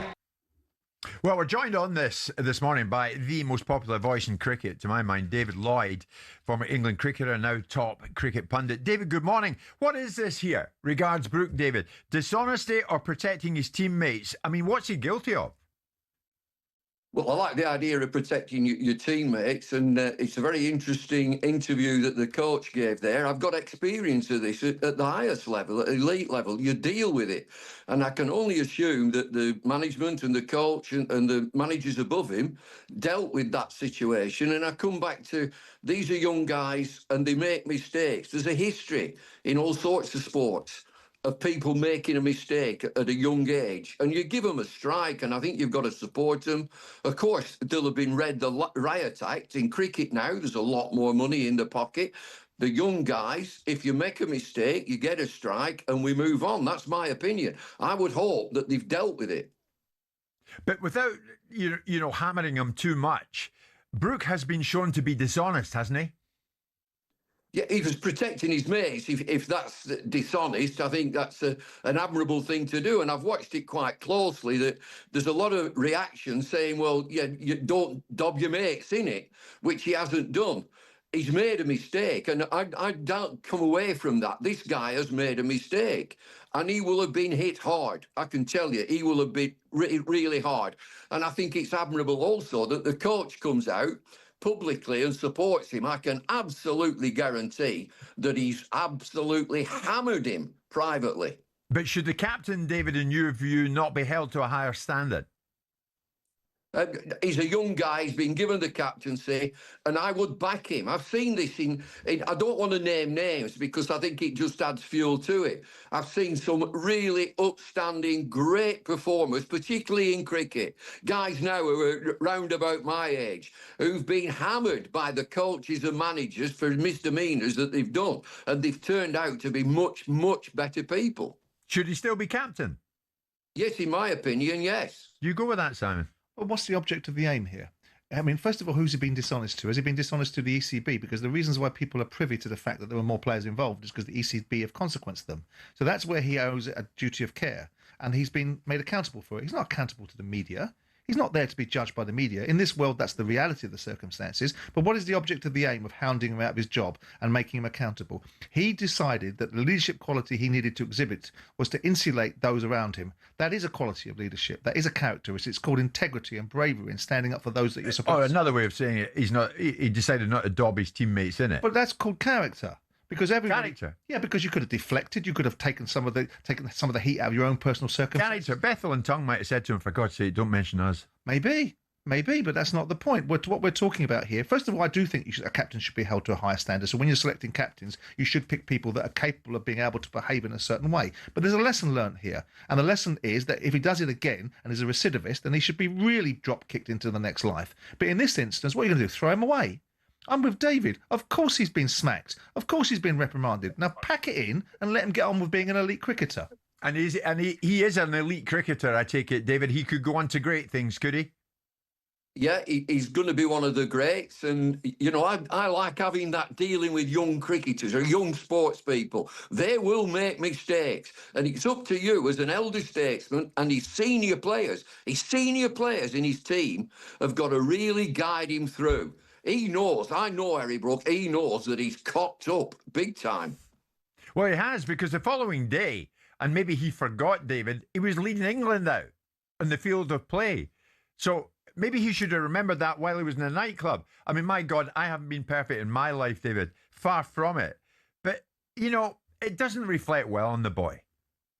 It doesn't at the time, but I just come back to, I know many upstanding guys now, particularly in my sport, who unbelievably cocked up, but they're far better people. And, you know, I don't want to mention names because it just adds fuel to it. Name and them. I would say, like you, Jim. He who is without sin casts the first stone. Brilliant. David, as always, thank you so much for joining us. We wish you well.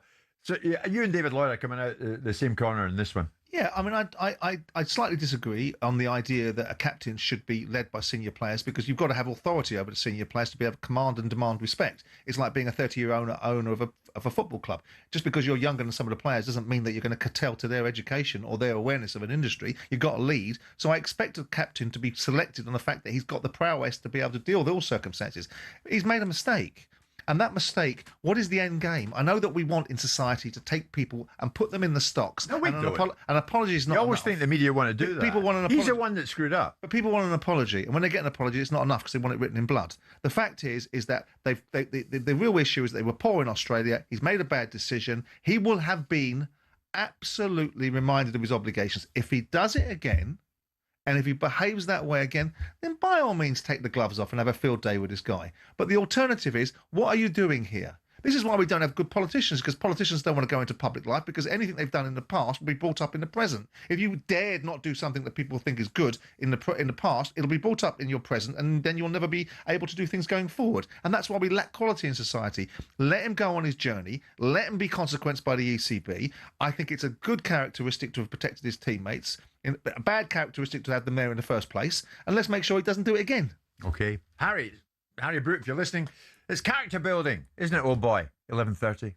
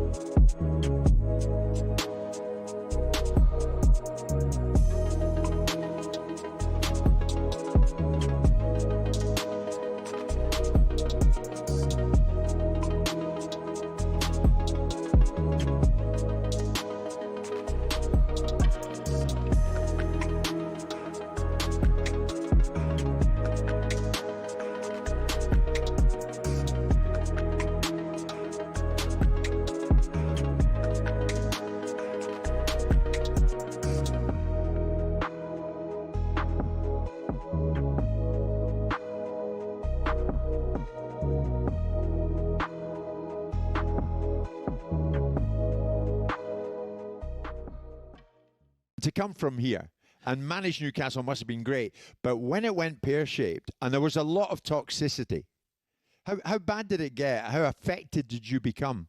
Well, where I lived, there was a little cottage in the gardens, and an elderly couple lived in the gardens. And the number of times we had to get the police was not great. And it was in amongst COVID too, where, you know, people weren't at their best. And listen, it's been well documented. Why the police? Well, what happened? Well, the I lived on the back of Jesmond Dean, and one night there was rockets being fired. You know, these big fireworks being fired at the house, and you know, and the people that knew had got there. But look, it was a handful, and there's always a little handful. But all in all, it was difficult because some of the press in particular weren't having me from day one, which I fully get. I fully understand that maybe I wasn't good enough to manage this great club in their opinion. I fully get it. But it became, I believe, in the end, personal. Especially with one or two, it became personal. And that I had the issue with. And most of the time, you're looking over your shoulder. But I still look back on it and think, I'll never, ever regret not taking it. Look, when people like Kenny Dalglish and Graham Souness and people like that told me how difficult it was. You know, it's a difficult job. Yeah. Thankfully now, listen, all that's in the past. Thankfully now, they've got money behind them. They're where they want to be. They're competing at the top end. They've won a trophy. They're in the Champions League. They've still got a lot of work to do, but that's what. Pep Guardiola's asking for a League Cup rule change. Man City are in the final, but Mark Gay's not allowed to play. Why not? So he's a player, you know. We pay his salary, we hire him as it's our player. Why shouldn't he play? Players need to be registered ahead of the semi-final first leg in order to play the final. Gay arrived 6 days later. Meanwhile, after Newcastle's 3-1 humbling at Man City, Eddie Howe's hampered by a long injury list. The players are slightly fatigued. The schedule has been relentless and we're not able to rotate in the way that we want to. We're asking players to play again and again, and it's never. We've been here before, but it's never ideal. Anthony Gordon's now being assessed. He's got a hamstring problem. Now, officials at the Winter Olympic Games in Italy have had to block a series of Russian cyber attacks. This comes the same week as the IOC president and FIFA's president suggested Russian athletes shouldn't be banned over the actions of Putin's government. And more of you are tuning into talkSPORT, so thank you. 3.5 million listen for at least an hour a day, according to the latest stats. We're getting excited for the World Cup, where we will be in the States broadcasting all 104 matches.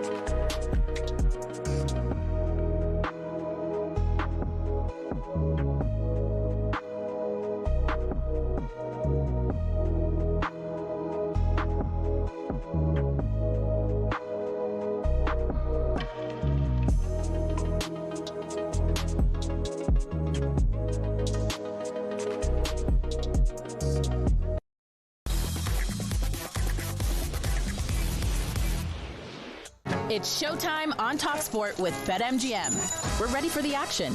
Are you? Visit betmgm.co.uk or download the app. 18+. GambleAware.org. I was in this man's company the other night in Newcastle. Sean Martin from BetMGM is joining us now live on the show. Sean, good morning to you. I enjoyed chatting with you, and when was it? Seems like ages ago now, Tuesday night when we were in Manchester. Little did I know at that stage that Mr. Jordan was weighing in to fight Deontay Wilder, but that's another matter. Night one of the BetMGM Premier League darts in Newcastle tonight. What are you thinking? Morning, lads. Yeah, it was fantastic seeing you all in the flesh for once, Jim. Pity the Arsenal-Chelsea game nearly knocked us all to sleep, mind you. By the way, you'll need to ask referee Joe how he got on at the darts after the game. I don't know if he's told you that yet, but no, if he's not, ask him. We actually haven't seen him since that night in Newcastle. So once he shows up, we'll ask him.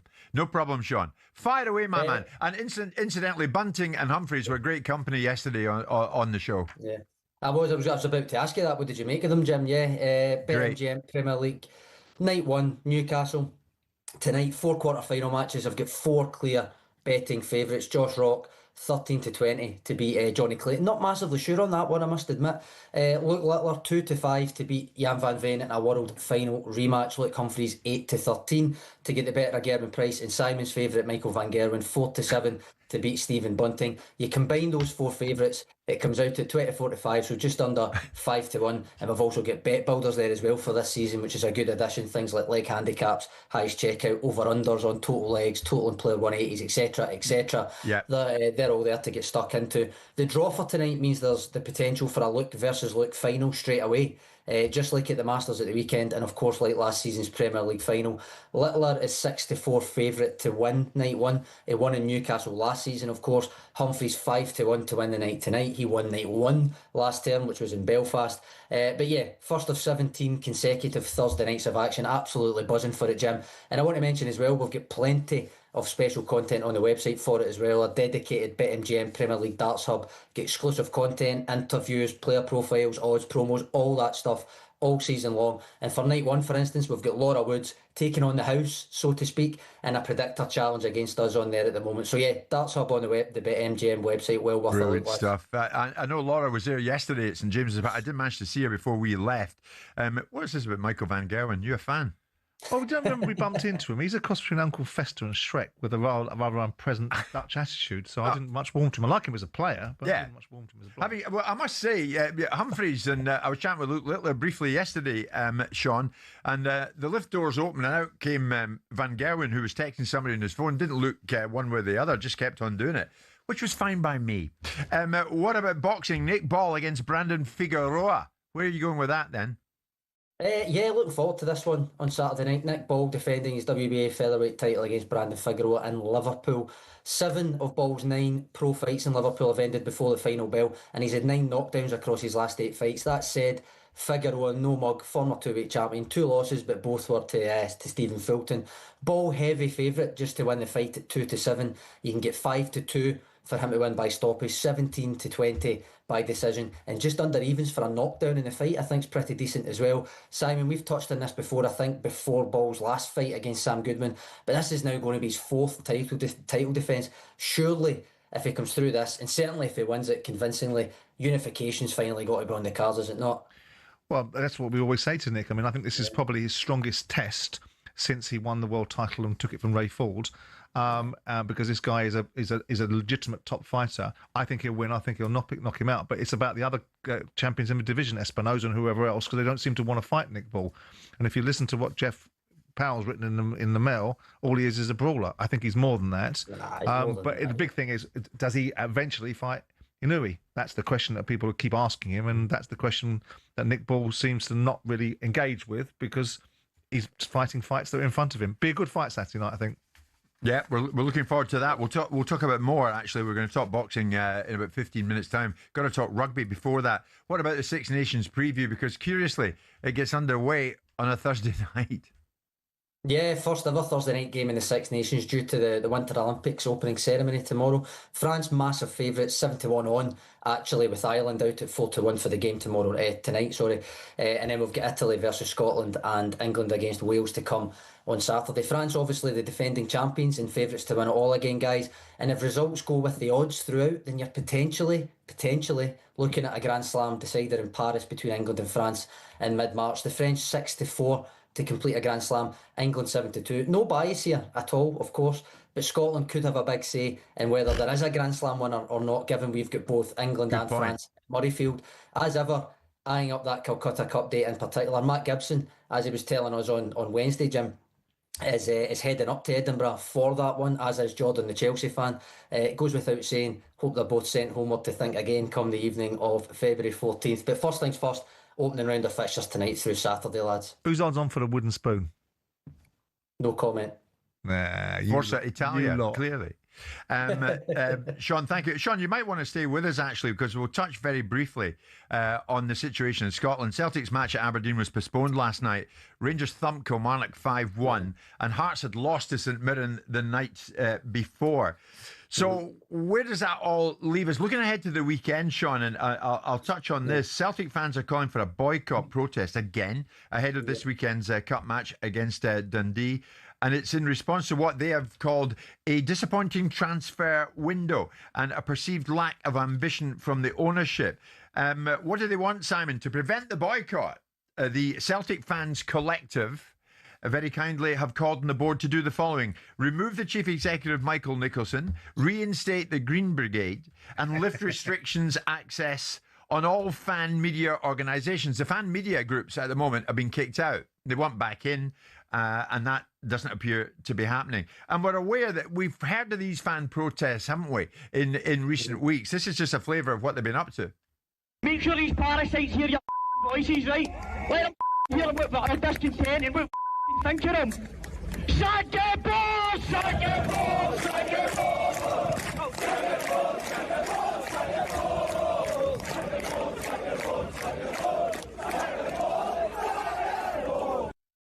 So all we needed was some kind of calming voice in all of this. Cue Martin O'Neill, who spoke about this to me the other day. I'm hoping that there'll be some sort of reconciliation between everyone. I think that is absolutely necessary at the football club for us to go forward now, to get ourselves going. You know, we've qualified at least for another 2 games into the knockout stages of the Europa League, and the atmosphere against Utrecht was really, really good. But we could do with a reconciliation, no question about that. I'll get Simon's taking it in a second, Sean, but I mean, it's widely known, and we talk about this a lot. You're a Celtic fan yourself. It's your club. Boycotts ahead of this game, the Dundee game. I mean, where do you stand in it? I mean, look, Jim, I don't think, just to take it as a wider question first, I don't think anyone thinks Celtic are a particularly well-run club the last couple of seasons, although certainly a cash-rich one. So in that sense, I think fans generally have every right to be disgruntled as their club as well. Whether you or I agree with a boycott as the medium to protest is almost by the by, because the whole point of a demonstration of any kind is that it's at least some way inconvenient, and that inconvenience gets the issue publicity. So I guess in that sense, whether it actually does happen or not, it's worked in a sense since we are sitting on national radio talking about it. Yeah. Well, good point. To prevent the boycott, Simon, as I said, they want the CEO gone. They want the Green Brigade back in. They're out until they're back in. And they want restrictions lifted on fan media organisations who are out at the moment. As Sean said, the window, the transfer activity at Celtic, as it was at other clubs as well, Sean, it's fair to say, wasn't particularly spectacular. No. I mean, it's not good. Nothing changes if nothing changes. So the fans aren't going to get their way, I wouldn't have thought. No, I should think not. They're not going to sack the CEO because a group of fans are activists in their mentality. They're not going to let the Green Brigade back in, and neither should they, because some of their behaviour has merited them being excluded. The thing they can possibly do is let the fan TVs back in. They've let them in previously. They opened that door. They want to let them back in again and cope with the fact that they're a little bit dissentful. I think they can manage that. And they've got to win on the football field. That's the job that Martin can do. Martin is not, the head of the UN. He's not going to go in and make speeches on behalf of the board. He's got to make a football team that wins. And if his football team wins, then some of the noise will drip down. Ever since COVID, we've got this activist mentality that's increased in certain sections of supporter bases. They're fully entitled to have their views. They're the valuable part of the football club. There's a balance between having a view and dissenting and being disappointed with your team's performance and being militant and activist and destructive. I think they're veering towards that territory. There's one thing saying a club's being run badly. There's another thing adding no value yourselves, because it's all well and good shouting for something that you want. It's much more difficult to provide a solution. We can all tell people what we don't like. It's all well and good to do that. It's about what you're going to replace it with. And I think Celtic may well be not as well run as it has been previously, may well have made some mistakes and may well not be investing the money. But I'm telling you, some of the rebel rousing and some of the content that's been created by people like Brendan Rodgers, who've created some and fueled some of this, is not right either. Okay, Sean, listen, thanks for joining us, mate. Visit betmgm.co.uk or download the app. 18+, begambleaware.org. It's showtime on talkSPORT with BetMGM. Keep things golden with responsible play at betmgm.co.uk. 18 plus, gambleaware.org.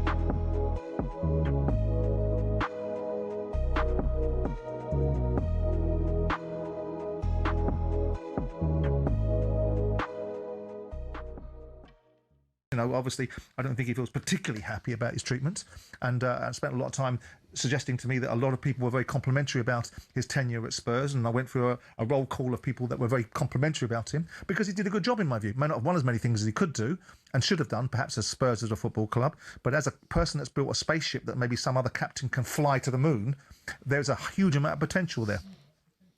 Okay. Can I go and do Deontay Wilder now? No, you can't. We're sitting up here in Newcastle. Steve Bruce is asking for you. Is he? I'm alongside Alex Crook and Gabby Bonlahor. You're waiting for Chisora and Wilder. Are we right? Where are you, Simon? You should be up here in the northeast. You kind of get past Watford these days. I know. I figured to myself, do I want to go up to the north and get a nosebleed? No, I do not. So I stayed down here. And what I'll probably get is a nosebleed from Deontay Wilder if I ask some bloody saucy question. Oh, good luck with him, by the way. Indeed, have fun. I see Gabby's increasing the tone of the environment up there. Simon, I've just found out that you actually said that the Saudis wouldn't buy Newcastle, so... Oh, gee, they did a week later. Oh, gee, Gabby, nice to see you're current. That was 3.5 years ago, you clown. Simon, just before you leave us, on the Tottenham Hotspur situation and the Levy situation, Levy reportedly in discussion to sell 30%, which would work out at £1 billion. Is there pressure on Daniel to sell to these people? No. From an ENIC perspective? Well, no. Not necessarily, because ENIC might not want to jump into bed with these guys. I can't speak to that. But Daniel is a shareholder in his own right. There is pressure, I suspect, on Daniel because we've seen the noise. We saw some of the suggestions that they're going to go and review the policies of a guy that they let run the club for 25 years. So they're going to go in there and look at the transfer policy and the economics and how the efficiencies of commercial deals were done. Oh, really? Okay, good enough. That really is about probably denigrating Daniel's...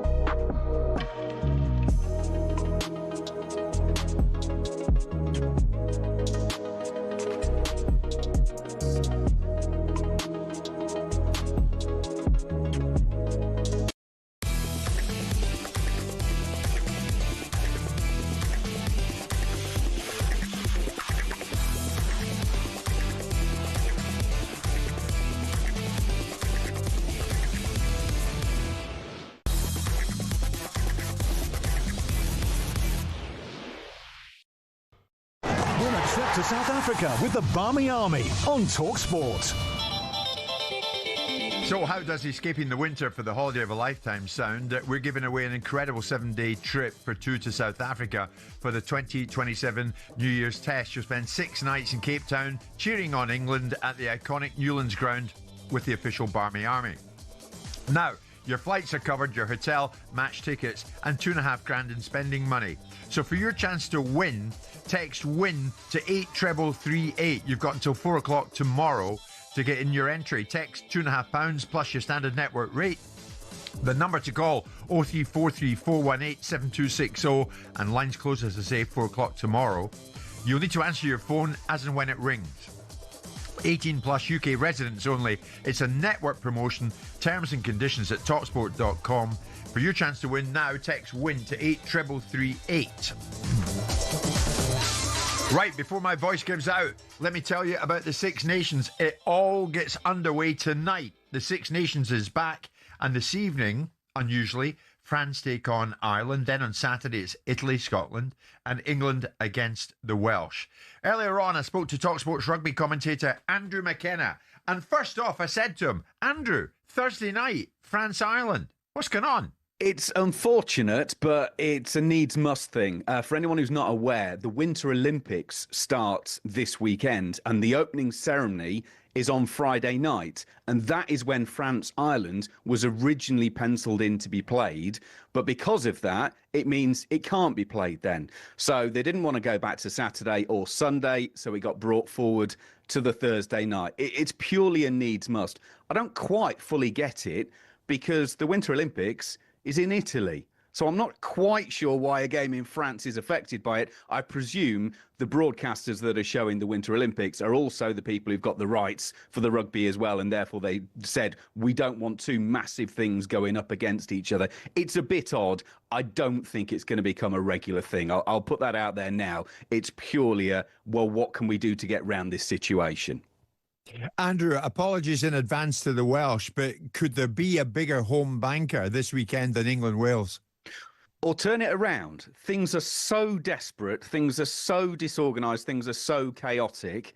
Could that just put Wales into that frame of mind where they just go out there and think, well, no one's expecting anything from us. No one's expecting us to win this game. Hell, let's just go for it. We've got a new head coach who's only been in the building, a matter of months now. I agree with you. I expect England to win, but the Six Nations has thrown up so many crazy results down the years. I'm not going to write Wales off. I do expect England to win, but we see backs to the wall in so many different sports. Things like this can happen all the time. So I'm not going to write Wales off at any stretch of the imagination just yet. So where are England under Steve Borthwick? Where are they now? Good. And I mean that seriously. They are a very good side. To give you a bit of background, historically, the Six Nations after a British and Irish Lions tour is generally speaking won by France, because they've not belted the snot out of each other for the last however many weeks, and all the physical and emotional lead up into that tour, and therefore they can pick themselves up and whatever. However, people, and a lot of good judges and people whose opinions I respect, have said that England can win it this year. So that would be a significant pointer as to where England are. They've made a lot of strides under Steve Borthwick. I think the appointment of Lee Blackett as attack coach has given them another level. But you want to know how good they are? I always remember Alan Hansen saying on Match of the Day years ago, if you want to judge how good a squad is, imagine a game of five-a-side between the substitutes benches. So let's look at the England bench for Saturday against Wales. Maro Itoje, Curry, Pollock. I mean, those guys are starting for pretty much every other team in world rugby at the moment. So that tells me that England are absolutely serious contenders. Having said that, are the French not still the ones to beat?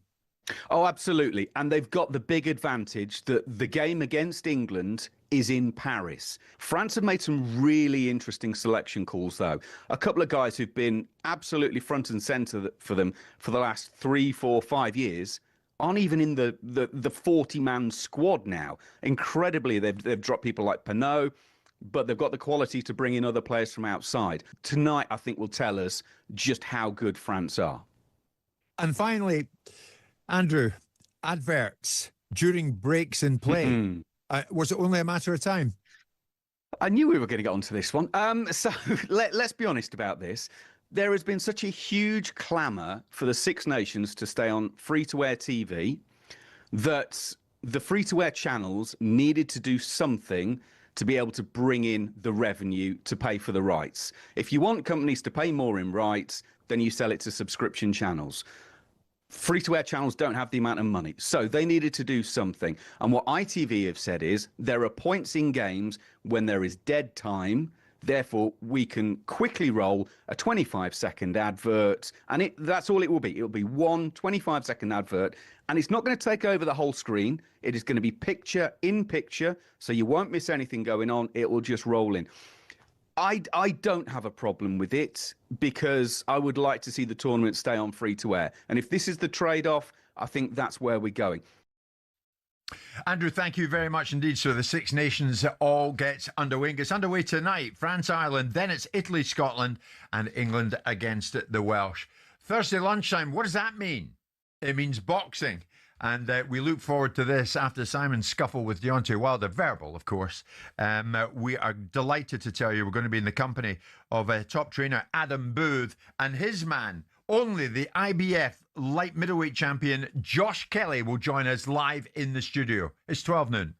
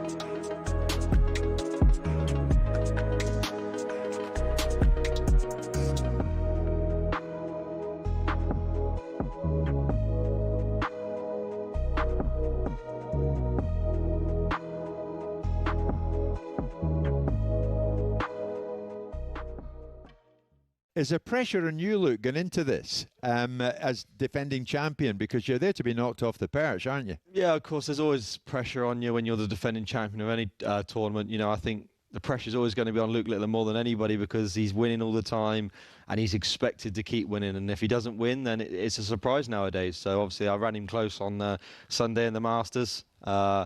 And he knows that, you know, there's other players now playing pretty well. You know, Gern Price is playing good and Gian's testing him. So, you know, Luke Littler's definitely the man to beat. But, of course, I'm the reigning champion. So, yeah, he's going to want to take that off my hands and I'm going to do everything I can to... Let me pick you up on that. You declared after Sunday's Nair defeat to him in the Masters final, the Winmau Masters final, Luke Littler, the greatest darts player that's ever lived. Is he? Yeah, I mean, I'm not going to backtrack on that. I think... what I mean to have said, maybe, you know, it's just the way he doesn't ever fold under pressure. He's always so great, and yeah, I mean, it's hard to sit here and backtrack and say, "Oh no, Phil." So Phil is one of the greatest, of course, but I just think with his talent, yeah, he's the most talented dart. Because I found it a bit curious, Luke, because you're great rivals, and yet you're saying he's the greatest guy of the lot. He's the greatest player of the lot. Of course, but that doesn't mean I can't beat him, you know, or I won't beat him, or I won't challenge him. But, you know, like I said, he is the most talented dart player in the world. I think it's obvious. Me saying it was kind of just stating the obvious, really. But that doesn't take anything away from myself thinking I'm just going to, you know, lose every game I play against him. I ran him close on Sunday, and, you know, he's still there to be beaten. I can beat him. I've beaten him in many major finals before. So, yeah, as much as I was giving him a great compliment, that wasn't me backing down saying, you know, I'm just going to give you the wins every time. I'm still up for, you know, trying to test him every week. Everyone knows there are 20 managers in the Premier League, yeah? Well, actually, no. Around 3/4 of them are not managers. The terms manager and head coach are often used interchangeably to describe Premier League bosses, but they're actually two different jobs. So let's explain how and why. For years, fans referred to Mikel Arteta as Arsenal's manager, but I'm afraid technically... I don't think so, no. From his first day on the job, he was the Gunners' head coach. Let's pick a random moment in time, February 2025. Only 6 Premier League bosses actually held the official title of manager rather than head coach. Man City's Pep Guardiola, David Moyes of Everton, Ipswich boss Kieran McKenna, Southampton's Ivan Juric, Oliver Glasner at Crystal Palace and Leicester's Ruud van Nistelrooy were the only actual managers of their respective teams. Everyone else? That's right, head coach, including Ruben Amorim at Man United. He took over from Erik ten Hag, a man who had held the title of manager. Might come as a surprise that Amorim's appointment marked the first time ever that Man United had a head coach instead of a manager. But to understand why they made that decision, you also have to get what the difference is between a head coach and a manager. A manager's got a huge range of responsibilities. They're not just in charge of training and player lineups, they're also heavily involved in player sales and transfers. Critical stuff. But a head coach's role is far more focused on team training and performance on the pitch. So whereas Ten Hag was highly involved with decisions around transfers during his tenure, the intention was that Amorim wouldn't be, at least not on the same level. And as the sporting structure at Man United changed under Sir Jim Ratcliffe, people like Sir Dave Brailsford took charge of transfers instead. How all those roles play out in practice may be slightly different at different clubs though. On the other hand, the contracts of actual managers like Pep or Moyes had no limits on their job role and their involvement with transfers and contracts. But those guys are actually in the minority now, and it's a change that's happened pretty quickly. In 2019, there were only 6 head coaches in the Premier League, but by 2025, there were 14. A clear indication that more and more clubs are moving towards a model where the guy in charge is actually only really in charge on the pitch. And the way things are going, it might not be long before all 20 clubs have got head coaches, and the job position of football manager in the top flight is no more.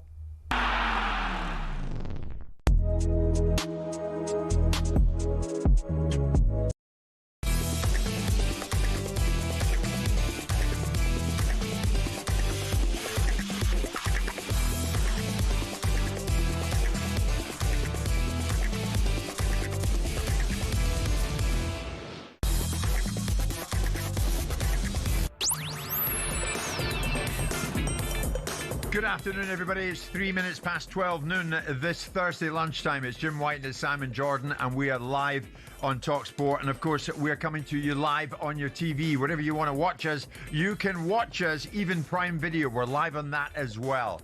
A lot to get through in the final hour. Of course, we're going to talk boxing. Spencer Oliver, where is he today, you might ask? Because where's the Spencer Oliver walk-on music? We don't have it for you today because Spencer's up in Liverpool ahead of this weekend's fight. Nick Ball defends his WBA World Featherweight title belt against former two-weight world champ Brandon Figueroa. But how about this? Fight fans, Sunderland fans, a special treat for you because, as you know and we know, Britain has got another world champion. Josh Kelly outpointed Bakram Murtazaliev to win the IBF light middleweight title in Newcastle last weekend. And we are delighted that Josh is in studio with Simon and myself live, and his trainer Adam Booth joins us in studio as well. Gentlemen, good afternoon to you both. Good afternoon. I think I'm sat on the wrong side. I think you got me bad side this side, you know, Jim. Don't make it Simon's bad side. There is no bad side to I've you. got a gum shield for you today, Simon. Josh. Adam, before we go any further, what was your reaction to what you saw and heard unfold in this very building yesterday when Simon Jordan took on Deontay Wilder? It was a shame, but everyone's talking about it. Simon has a propensity for prodding people. I think he maybe pushed his finger in Deontay's chest verbally a couple of times, but I think Deontay, I like Deontay, but I think he lost his head, and it was a shame. And I thought, although he went ruddy-cheeked, but I thought Simon held his own. Ruddy-cheeked. Beautifully put. Like you do when you run around a paddle tennis court. The balls I hit past you. Yeah, now on the paddle tennis thing, we'll get to that. And you're going to be ruddy-cheeked after what I've just heard, Simon. Prepare yourself for that. Josh Kelly, it's all about you. World champion. How does that sound? Has it sunk in? I don't think it has yet. I mean, on the night it was just crazy. I just couldn't take it all in, and the fact that the crowd was there, they were backing us and everything, and it was crazy because you had Newcastle fans on one side and Sunderland on the other, and they were both chanting their songs, and then they both come together when I fought, so they both like would join them both together, and it happened in the pub as well. When my friend, he says one side of the pub was chanting the black and white songs, and the other side was chanting the red and white songs, and then at the end they were all hugging each other and celebrating. So I don't know whether have did what Jesus done and brought them all together. I'm not sure. Adam, I mean, your man has united them, hasn't he? Yeah, he's definitely sort of polarised them in a sporting sense, and rightly so, because I understand fully about the Newcastle and Sunderland rivalry and how deep and how sort of visceral that goes.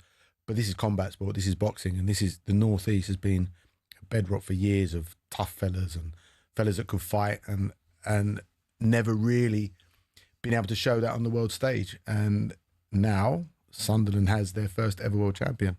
You were right in front of them on Monday night, paraded on the pitch at the Stadium of Light, and they went on to win convincingly against Burnley. How did that feel for you? It was crazy, you know, because it was just like, I went on and it wasn't like anything I'd done before. I'd been on the pitch before, but it was half time, so I didn't know how many people were going to be there, but it seemed like the full stadium, the full fans were still there, and it got this quite like emotional. I went on, and my dad's taught us never to cry when I was a kid because of my man, but I went on there and oh my God, I just went into tears. But he can't talk, so I think he was crying on Saturday night as well. So yeah, it was a beautiful reception, and I've got the full back, and I don't really call them fans because I know all the guys there, like, so they're more like family. When I walk past them, they got the accent like my mum and dad, my nan and my granddad. I just look at them like they're more family than friends than fans.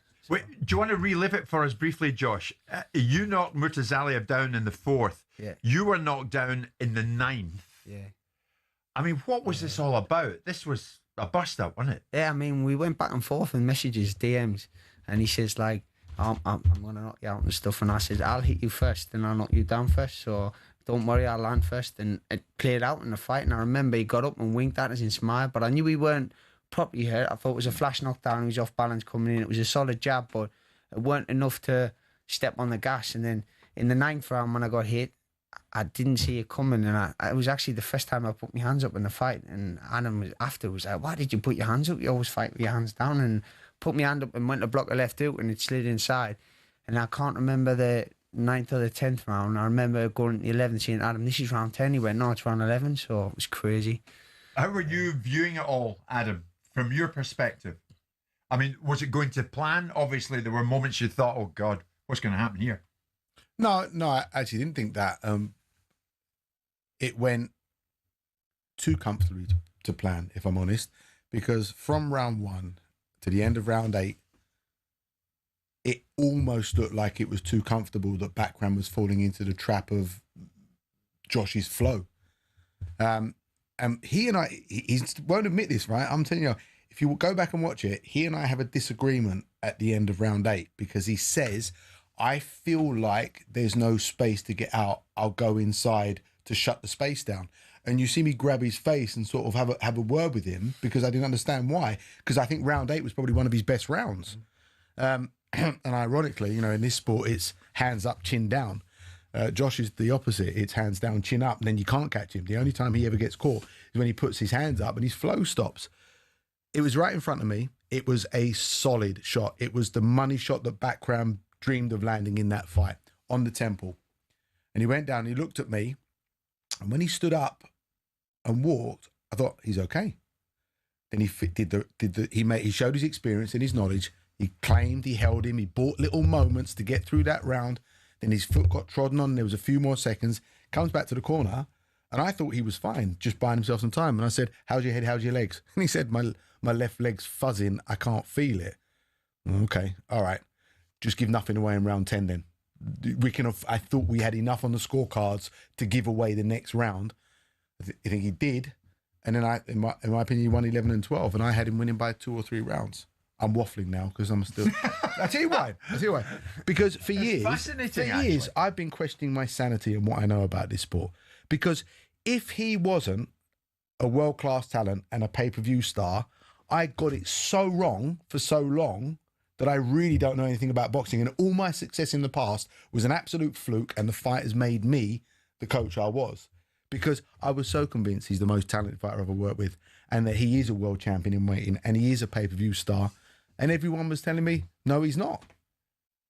And I am sane. So those tears were tears of a man that was realising that he wasn't insane anymore. You know, after you've described, you know, the journey you've been on with Josh, how do you honestly, personally feel now, looking at him across this studio here at talkSPORT, and you're looking at a world champion? Relieved that I'm not insane.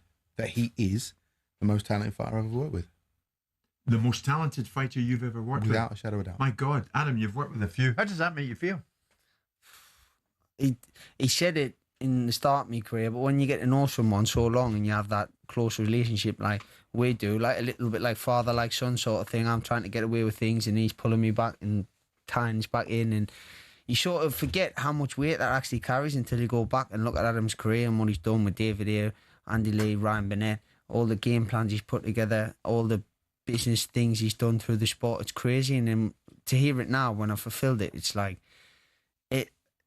I don't think that'll ever sink in till I'm older and I've left boxing, but because he's such a close friend and it feels like family, I don't know if it's like you're too close to actually, but when you look back at his career, it just does give us that little bit of goosebumps where I think, yeah, it's crazy. Josh, why does this dynamic with this man here, with Adam, why does it work? Because we compete in all different sports, so I like to beat him at golf and paddle, so he obviously takes that on the chin, so he has to step up in the boxing coach, and that's what he's done for us. So he obviously what he lacks in other areas he performs in the best area. No, yeah. I'm only joking. We've been through so many ups and downs, and there's been times where it looks as though I was going to walk away from the sport, and we had chats and stuff, especially after different things in the past, but we've implemented our game plans, we've stuck to the training, we've brought people on in the team who's helped us amazingly, and we just keep our circle really small, and I trust Adam with, well, obviously my life. I'm going in there boxing, I trust him with my life. So I was fascinated by what you said. You were texting Murtazalia before the fight. Well, yeah, it was months before when we were going back and forth, and it was like no promoter wanted it. They were offering like it wasn't about the money for me, it was about the world title, but they wanted us to go to America for nothing, for like literally nothing. I think it was, at the end when I had paid everyone out, it might have been, I don't know, $40,000 or something. It was crazy, but, and then he obviously eventually took the fight and come over, and we were going back and forth, and I was actually saying like, I'll FaceTime you and catch you up and see how your training camp's going and stuff like that. Then I called him something like wooden head, and like, because I thought he's a bit like a wooden head, and then that's when he come back saying, don't talk to me like that, like trying to be the hard man. I just put laughing faces back. He's going to fight anyway. Josh, Adam was totally confident, I think I'm right, that you one day would become a world champion, and you have. Did you ever doubt yourself? There's moments of doubt during the journey to get there, yeah. It's like moments of little self-doubt, and there was a moment before, I mean, the people around you, like Adam and people, you got to really believe what they're seeing. And even my girlfriend the night before, I sat in the hotel room before I was going to sleep, and I said, listen, because she's only been to one of my fights, I said, listen, you got to be prepared tomorrow for me to be knocked out and took to the hospital, or me to be looking like the elephant man when I come out of this fight, because this is the way it could happen. And she just turned around and went, she's Spanish, so in a little Spanish accent, she turned around and went, you will win, I have no doubt. And I was like, that woman's stronger than I ever am. I'm sat there thinking about things like what might happen, and she's just like so confident 100% I'd win. So we'll talk about the pathway, the other side of the break, Simon, as to where Josh may end up in this great journey that he's on with Adam. Where do you think he might end up? How do you see his pathway? I think the world's his oyster. I think there's a raft of opportunities, and I think Adam working alongside him and guiding him, he's not just a trainer, he's got a commercial brain, so he knows the industry, knows what he's doing, knows what he wants. You know, I spoke to Frank Smith, and I said to Frank Smith the other day, this is an opportunity, this kid's a star, right?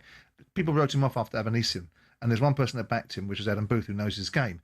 Now you've got to make sure that people get behind him and commercialise him, give him the opportunity, make sure he gets rewarded, make sure he gets the right fights, whether that's Colin Benn, who knows, probably Colin Benn doesn't want this fight, he shouldn't want this fight because he'll get beaten up by Josh Kelly.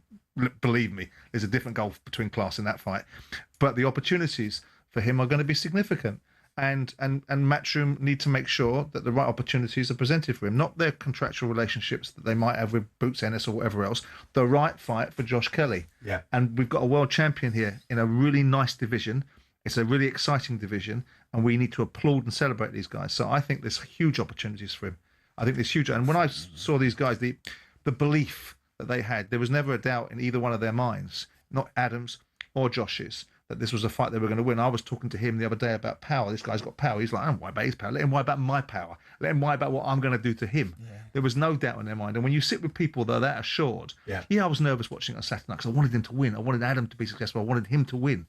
But, you know, you come away from it thinking, well done. Now the opportunity. Now it's what's happened next now. Where he goes now. That's the future. Just before we get to the break, do you want to add anything to this? I heard that you played Adam Booth at paddle tennis first time around, and you did well and you won. Adam then got the manual out, learnt it up, and apparently wiped you out second time around. I didn't play against Adam. I had the misfortune of playing with Adam. The first time. Yeah. And and I was shocking. Right. But then? Second time, he was on the other side of the net. I beat him at his own game. He's got a very aggressive forehand. I didn't back off it. I went straight at it and volleyed everything he put at me. Yeah. That's what happened. I love that. Adam, at 10 o'clock this morning, he had Wilder on the floor. He was on top of him, apparently. We were getting all sorts this morning. It's 12:15. We're with Adam Booth and Josh Kelly live in talkSPORT with Selco, where the trade goes.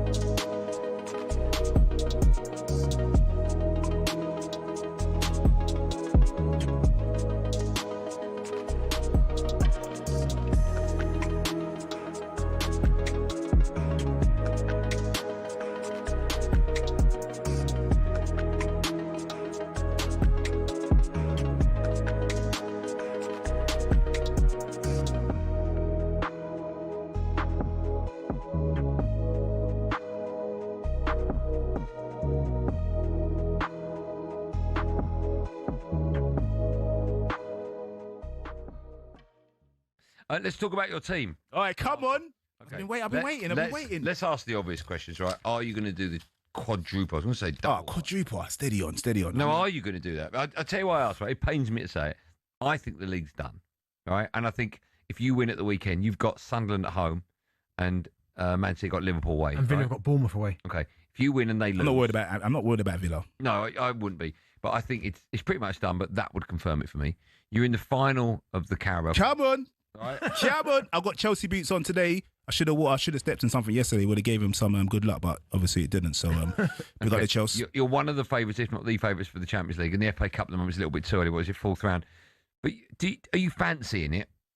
I think quadruple is a big leap. I think personally, I think the league is our priority. Quadruple it's on the cards, but I think one step at a time. We're in the final. Yeah. Let's get the cup nice and early, May 22nd down at Wembley. How important is that cup to your season? I think it's a big. You know what? People trying to play it down like, oh, it's just the Carabao Cup. No, it's not. You saw the guy crying yesterday when they lost. I think if we get this cup nice and early, it's just the whole morale and the whole team spirit. It's just going to give us such a big boost to go on and do the rest. So I think it's nice and early, March 22nd down at Wembley. Let's get the cup in. And then we chase the rest. But it's an important cup, and I think the league. The whole season, everyone's been on. Oh, you got the best squad, you're gonna win. I've been kind of on the fence. Because we've been here before. Yeah. I mean, the squad obviously we ain't had this type of squad, but we've been in the lead, and then I don't want to say the word, but we've lost. I'll say it, bottled it. So listen, it's looking good. Yeah.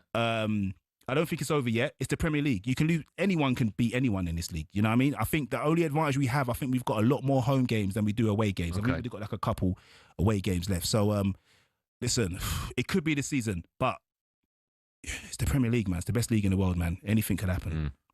But also, Chelsea.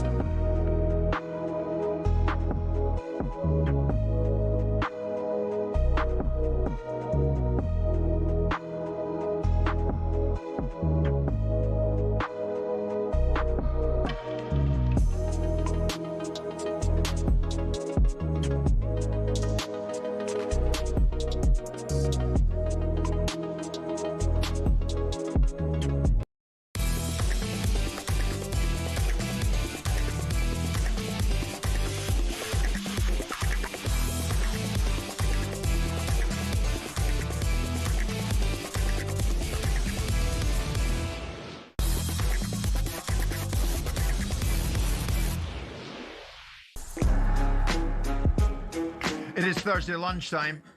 IBF light middleweight champion Josh Kelly is in studio with Simon and myself alongside Josh's trainer Adam Booth. And I'll tell you this, Josh, if you thought you had many followers and supporters before you came in today, my God, you can add a few thousand on that. The number of people getting in touch this lunchtime is quite phenomenal.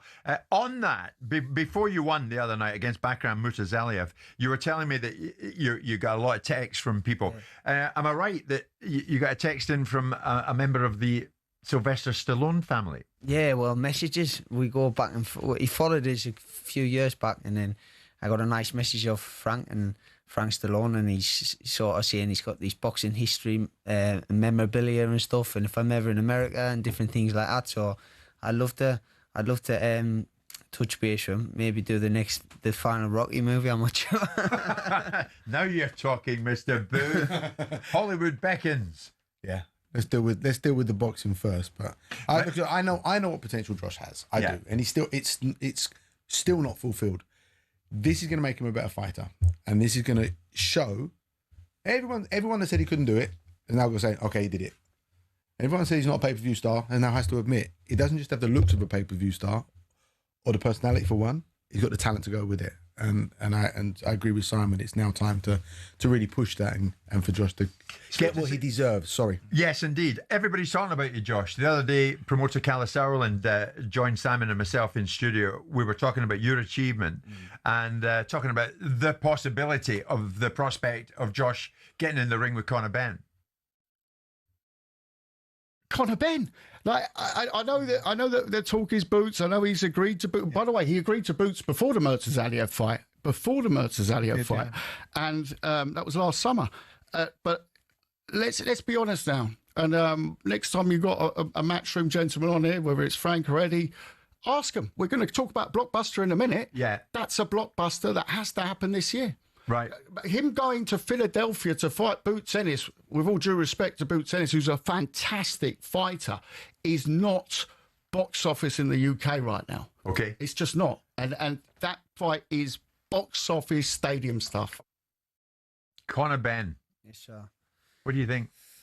Listen, we've been going back and forth for years, so it's a natural fight to make, especially him coming down to 147 and whatever else he's trying to make that. I don't personally know if he'll make it or not, but with both big names in the UK, that would fill a stadium out in a second. The stadium light will be filled out in a second, and that. But give him his due. He's come on the last few years and different things. He beat the shell of a man in Eubank in the last fight. I think personally it might be a bit unfair on him, tossing him in there with me at this moment in time, because I'm not sure if he's ever competed at like world level at the very top echelon in people with a prime. Do you know what I mean? So, I mean, for me, it's an easy money fight. That's a takeover fight before I fight for someone else. If he ever gets the cojones to come in and jump in, but we'll soon see. I don't know. Would you see it as simple as your man Josh is describing? That it would be a fight, yeah, but it's a fight with a view to the next fight.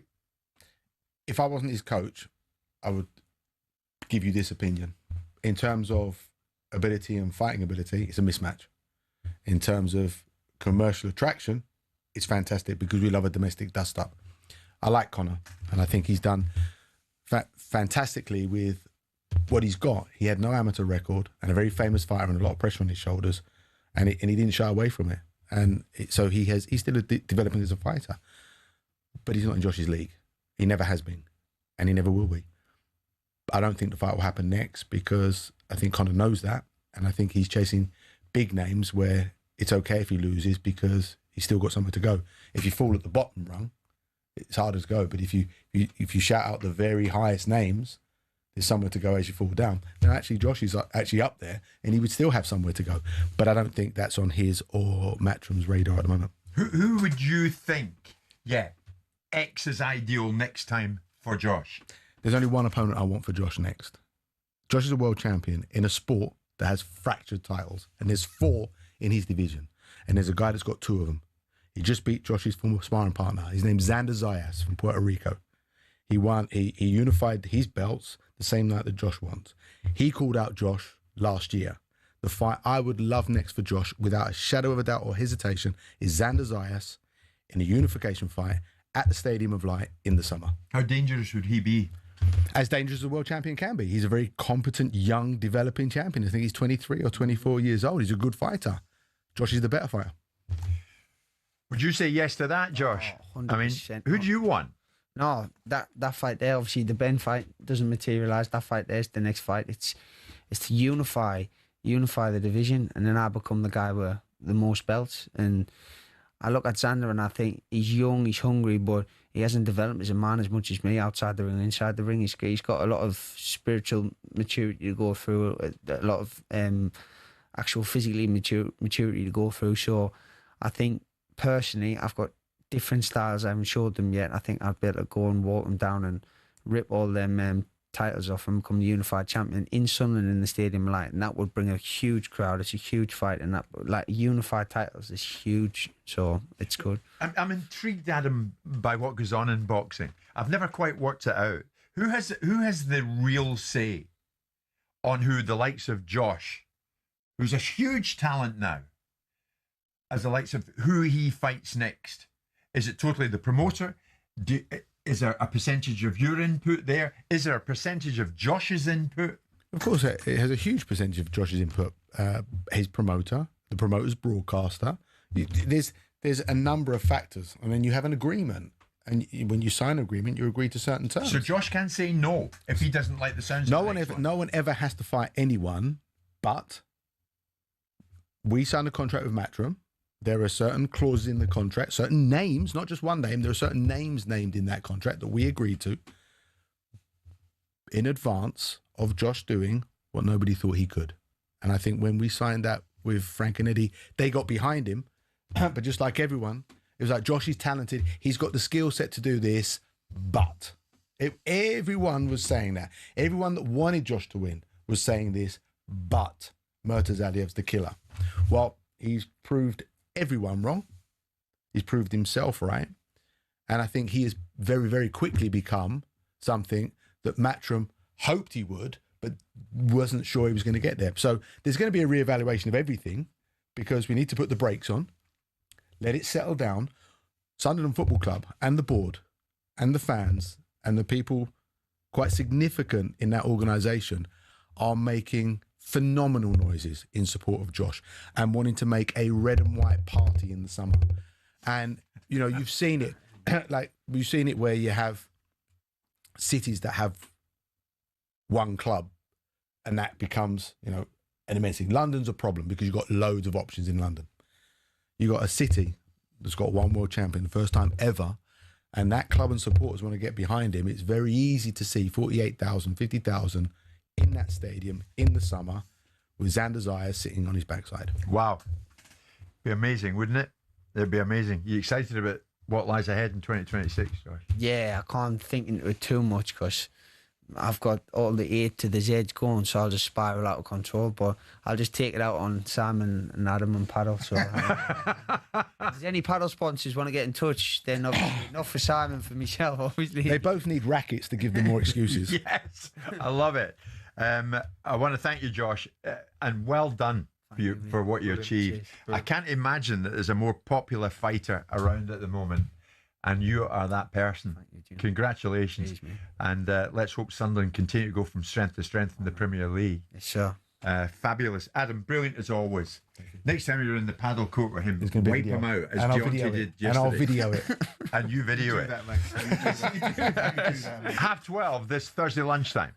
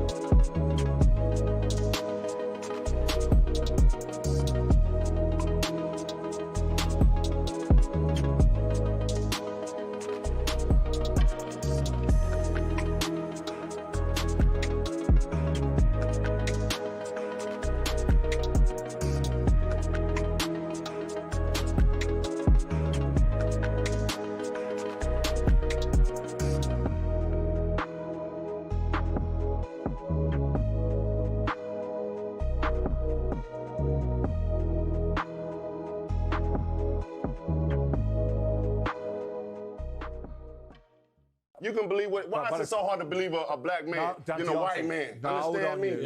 Why is it so hard to believe a black man than a white man? Why you don't believe it? Why is it? Let me answer the question. Yeah, go on. So we gonna go there. First and foremost, it's got nothing to do with colour. No, it does. This whole country got something. This whole world got something to do with race. You think you pan out? You think you have a? You think you done had a great life?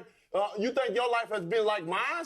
How is Derek Chisora then, out of curiosity, given he's a black man, a national treasure in this country then? It's not about colour.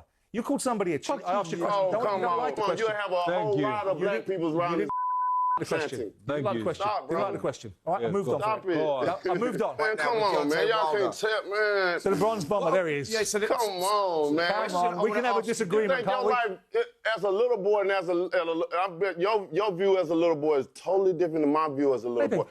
Most black people, why we so into it with each other, because we have PTSD. We done been through so much so much.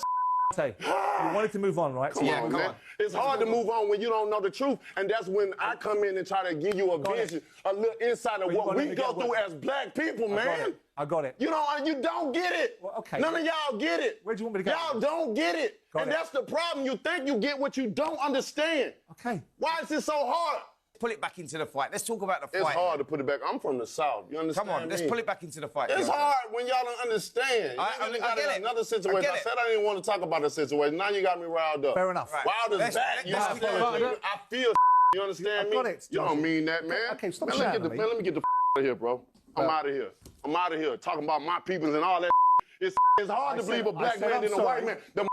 Cheated. Tell him to sue me so I can show the facts early. Because when the documentary and everything, the story come out, I'm going to show everything.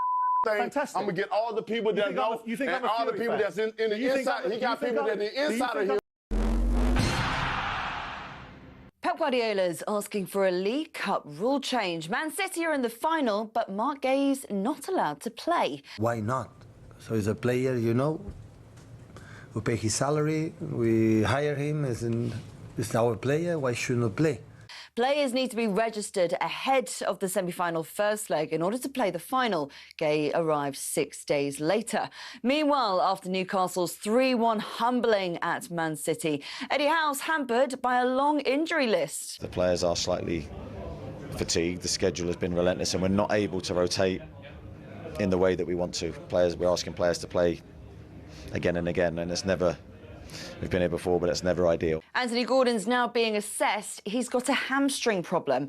Now, officials at the Winter Olympic Games in Italy have had to block a series of Russian cyber attacks. This comes the same week as the IOC president and FIFA's president suggested Russian athletes shouldn't be banned over the actions of Putin's government.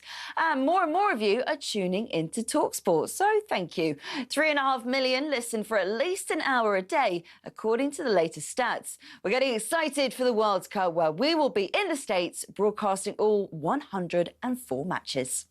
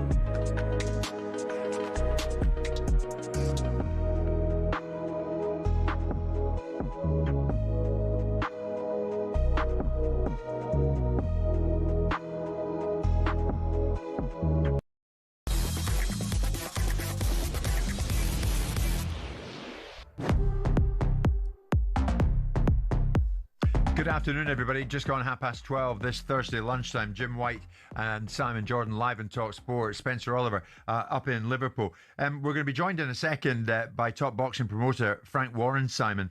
But I don't think, and I think I can say this with real accuracy, I don't think I've ever heard you speak as warmly and in such a positive way as you do about any fighter like you do about Josh Kelly.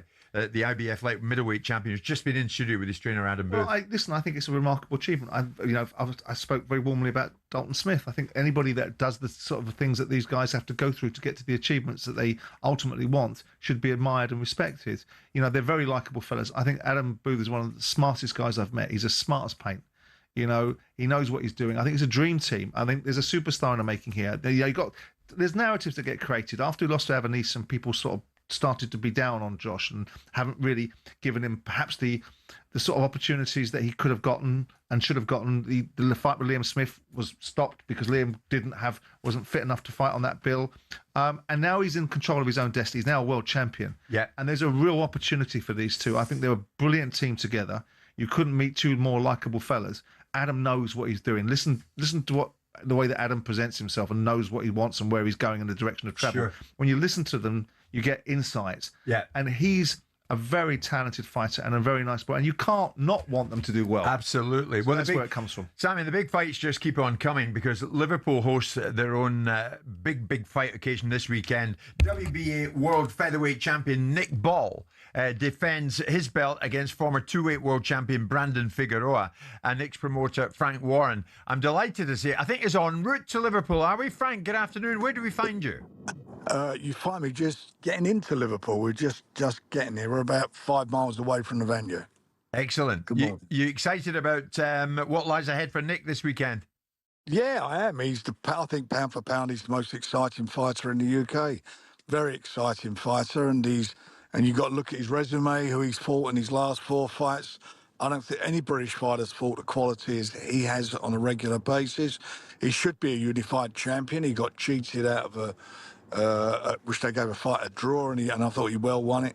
But this is a tough fight for him. He's in with a former 2-time world champion, never been stopped. He's got a tremendous height and reach advantage over Nick. But this is like the territory Nick likes to be in, and I think it's going to be a great fight. And I agree with what Simon said earlier. This is not, to call him a brawler does him a disservice. He is a very, very good fighter, and he's a very intelligent fighter. Yeah, I mean, that was unfair, wasn't it? Yeah, no, I was surprised that Jeff had written that. Jeff Powell, was it? Yeah, Jeff Powell. Is this fair to say, Frank, of the 3 or 4 fights he's had since he beat Ray Ford, this is probably the biggest test for Nick? Yeah, it is. I mean, the guy comes in with all the credentials, as I say, former world champion, got lots of experience. This is a massive, massive test for him. But if he comes through it, and I hope and believe he can come through it, he sets himself up for some, hopefully for maybe a unification. But the fight I'd like to see him in, if he comes through, is against Inoue, because I think that styles make fights, and I think he'll have I really do feel he could have the beating of him. Well, the fight is live on talkSPORT. I mean, talking about atmosphere, the lad who was just in studio, Josh Kelly, had a phenomenal atmosphere at his last fight. This is going to be special in Nick Ball's hometown this weekend, is it not, Frank? It is. He's built a real following up here. I've got a few tickets left, not a lot left. He's done extremely well, and he's a very popular guy.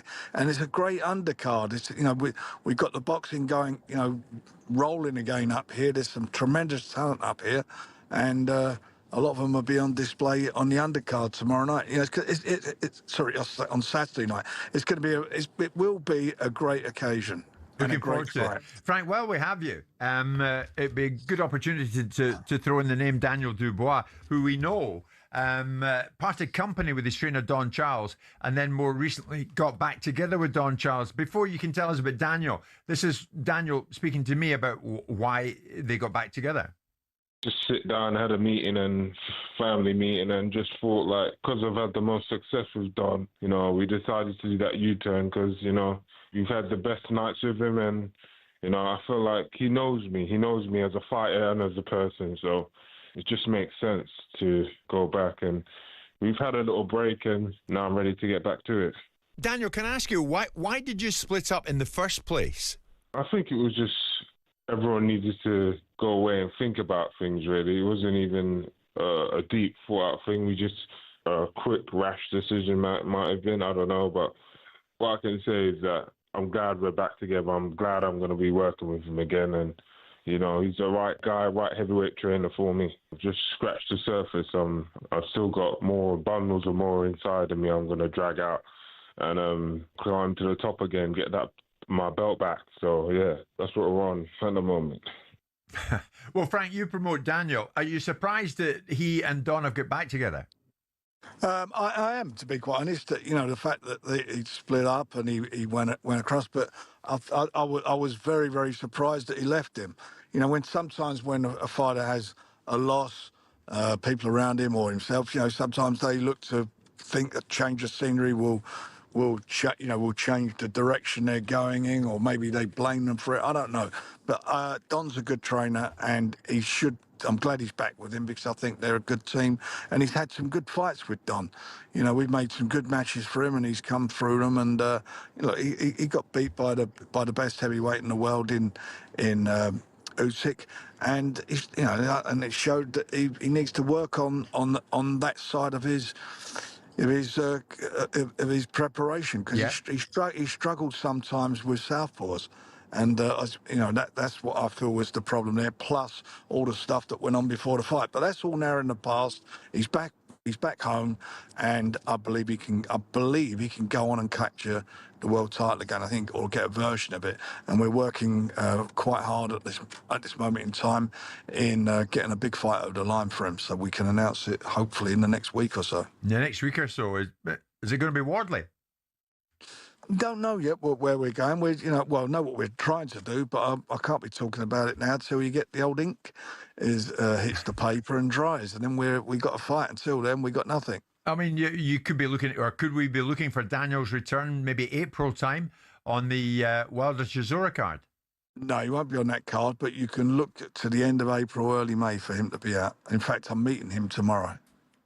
Okay. We want to see Daniel Dubois back, Simon, don't we? Of course we do. What do you like? I know that it's on Netflix, but you still have your commercial relationship with Tyson. Do you like the Makhmudov fight for Tyson, and where does it lead Tyson after that? I think, a lot of this was done before the unfortunate and tragic accident that AJ was involved with, and the terrible outcome of it for his two friends and their families, and that's changed the plans a bit. But that fight was made.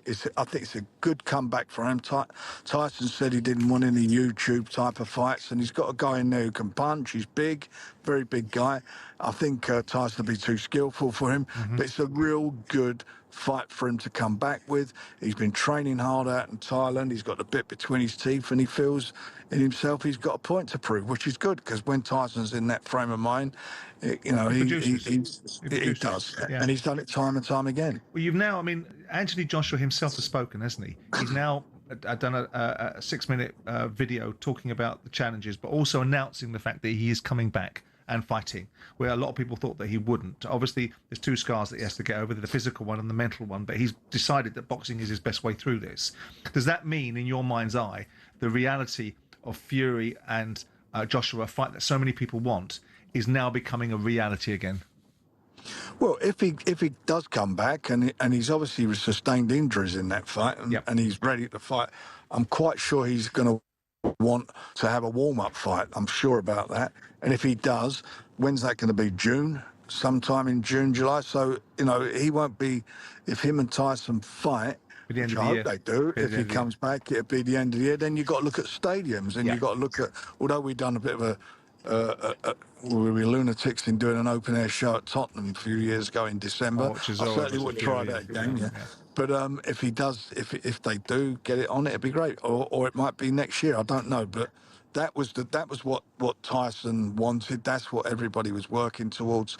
But what we got to focus on at the moment is what reality is, and reality is Tyson's fighting on the 11th of April. When do you expect to talk about Fabio? Obviously, remarkable performance against Joseph Parker, career-defining performance, now world champion. A lot of talk about who he's going to be put in against, and potentially Fury coming into that conversation because he might want a world title. But Fabio now, what's the direction of travel for him? I know that the landscape is different, the money side of things are different, and maybe people's expectations might need to be curtailed a little bit. But what's next for Fabio? He'll fight in very early May. Yeah. That's what the intention is. In this country? I think there's a real that's probably odds on that he'll fight here. Yeah. But it depends if another opportunity comes up. But at the moment, that's what the thought is, and we're talking, and we'll be meeting to finalise the opponent and terms, etc. over the next week or so. But that's got, we've got to get it over the line, because the facts of life is, May be on us very quickly, so we need to get moving on it. Okay, an Arsenal top of the league. Frank, come on. Top of the league in the was it the Haribo Cup? Yeah, Carabao Cup final. Yeah, and we've got a cup. Must be a good cup final, or sorry, cup. Frank, you're talking match. treble, if not quadruple, aren't you? Nothing less than a quadruple, top of Europe. That's what we're our expectation levels. It's been a long time coming, 6 years since we won a trophy. So, grabbing the 4 of them will be a delight. I'd love to see. Why that. not? Safe arrival in Liverpool. Frank, thanks so much for joining us. Top promoter Frank Warren with us live on the show. Somebody called Spencer Oliver, I think, is going to be joining us from the said location, Liverpool, after this.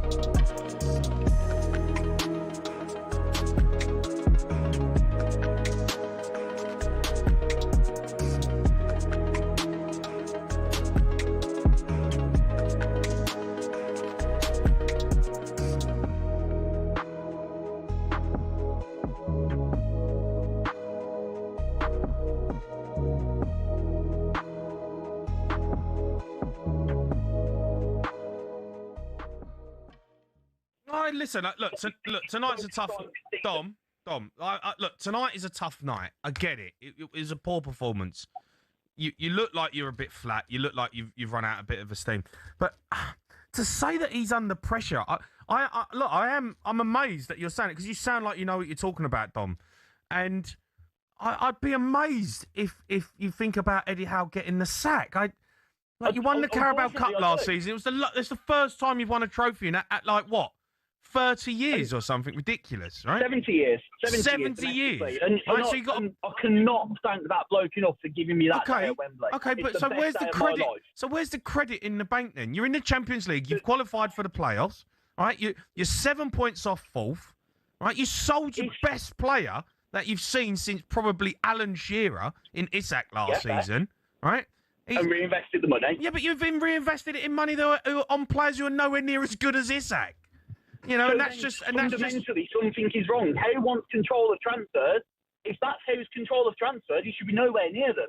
If he was at any other club, any other big club, if he was at Man City, Man United, Tottenham, Arsenal, Chelsea, he'd have been sacked pre-Christmas. No, he wouldn't, mate. And there's no denying that. I don't believe that. He would. Chelsea have proven that before, Jamie. But Chelsea, you can't compare Chelsea to Newcastle. You can't, Don. I'm sorry. You're not, Jamie. Sat Mourinho the week before a cup final. You probably would have stood a chance of winning with Mourinho in charge. And but Ryan Mason never made a game in his life before. But that was a terrible decision. No, just before we Dom, I understand what you're saying. You're not the only Newcastle fan I've spoken to about this. There is still a lot of football to be played. Okay, you're out the Carabao Cup, disappointed. You couldn't hold on to it. You won last year. Where for the rest of this season now, Eddie Howe has got to prove that he is more than capable, because there is only 7 points between it. There's a lot of traffic in.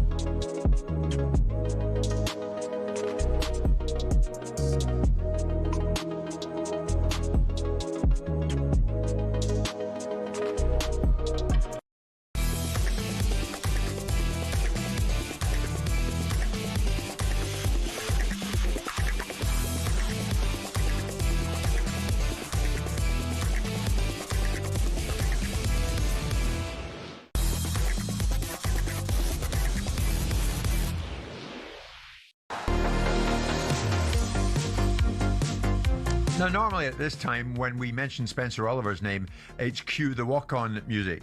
But not this week. Why? We can't be bothered. It's coming up to 1 o'clock. Spencer is in Liverpool ahead of Nick Ball going in this weekend, defending his belt against former two-weight world champion Brandon Figueroa. It's live in talkSPORT. Spencer, good afternoon. Good afternoon, gentlemen. Yeah, I'm here at the Box Park, just a little way from the Echo Arena where the big fight's happening on Saturday night. We're waiting for Nick Ball. The press conference has just been delayed a little bit, but Nick Ball versus Brandon Figueroa in a great fight on Saturday night. Looking forward to it. We had Frank Warren on a short time ago who was saying, the city will be alight on Saturday with excitement around Nick Ball. Talking about excitement, what went on in that studio in this building yesterday, Spencer? You were sitting right beside Deontay Wilder when it all went kind of pear-shaped and he decided to vent considerable anger towards my good friend and colleague, Mr. Simon Jordan. Yeah, he certainly did, didn't he? I think it's the quietest you'll ever hear me as well. I just started scrolling on the iPad at that point because he sort of he absolutely lost the plot. You know, Simon asked him a question. It was a question that needed asking about Tyson Fury. He didn't want to answer it, so Simon asked him to answer it, and the rest is history. It all kicked off. It was quite strange. But I actually caught up with Deontay Wilder that evening. I saw him at the press conference, and he was all good. He was talking about wanting to speak to Simon, make it up with Simon, even wanting to have a cup of tea with Simon, which I thought was quite strange. So it was quite interesting, but it was all love at the press conference. I see. So will we be seeing you and Deontay, your new best friend, having a cup of tea anytime soon together? Yes, I'm sure that's on my list of things to do. And I was ably supported by Spencer. Yes, I noticed that. When we have run the thing a few times where we watched as Deontay got on his hind legs and confronted Simon, you made absolutely no move whatsoever to come to your colleague's aid. Jim, let me put you in this position, yeah? We're talking about the biggest puncher in history here, in Deontay Wilder. He loses the plot, you see him going, like the red mist had appeared. And let me say, as an ex-fighter, a lot of them, they're very emotional, very sensitive. But when that fuse burns out, then they see that red mist, you're in big, big trouble. Deontay Wilder had that moment, he had that wobble. I was looking at Simon, I'm looking at Deontay to my right, and I thought, what do I do here? Let's just be quiet. Probably the safest bet. He fights Chisora in April. On a serious note, Spencer, you've been in the fight game a long time. What did you witness yesterday and why did you witness it? Is it all about promotion of the fight? Yeah, no, it wasn't about promotion of the fight at all. What we witnessed there was, he was asked some strong questions. He didn't want to answer them. He's got his views on Tyson Fury, and he feels that he's been a drug cheat in the past, and he thinks that he's got the evidence to prove that. Well, that's down to him. He's got his own issues there that he has to deal with, but he just didn't want to answer them. And that was very, very real. And I think what we did see there was the old bronze bomber, and I think that was important because the guy that we've seen in recent times, the guy that lost to Zhang, the guy that lost to Joseph Parker, was a shell of his former self. And if we get a little bit of that goes into the ring on the 4th of April, then Derek Chisora could be in for a tough night because he's talking the talk, but walking the walk is a different matter. You said yesterday, Sam, you didn't think that Wilder, because of his behaviour, was particularly well, and you meant that. I think he's unhinged. I think Derek Chisora would have been rubbing his hands despite the fact he's a rotten little stirrer himself. And him turning up 45 minutes late probably antagonised everybody. But he will be looking at that, thinking to himself, there's an Oliver McCall moment coming here. There's a fighter that could potentially have all kinds of challenges. I hope not. I hope we get a proper fight. I hope we get Deontay Wilder being vaguely resembling what he once was before, he decided to go off to the desert and take ayahuasca, which doesn't seem to calm him down in the slightest. Yeah.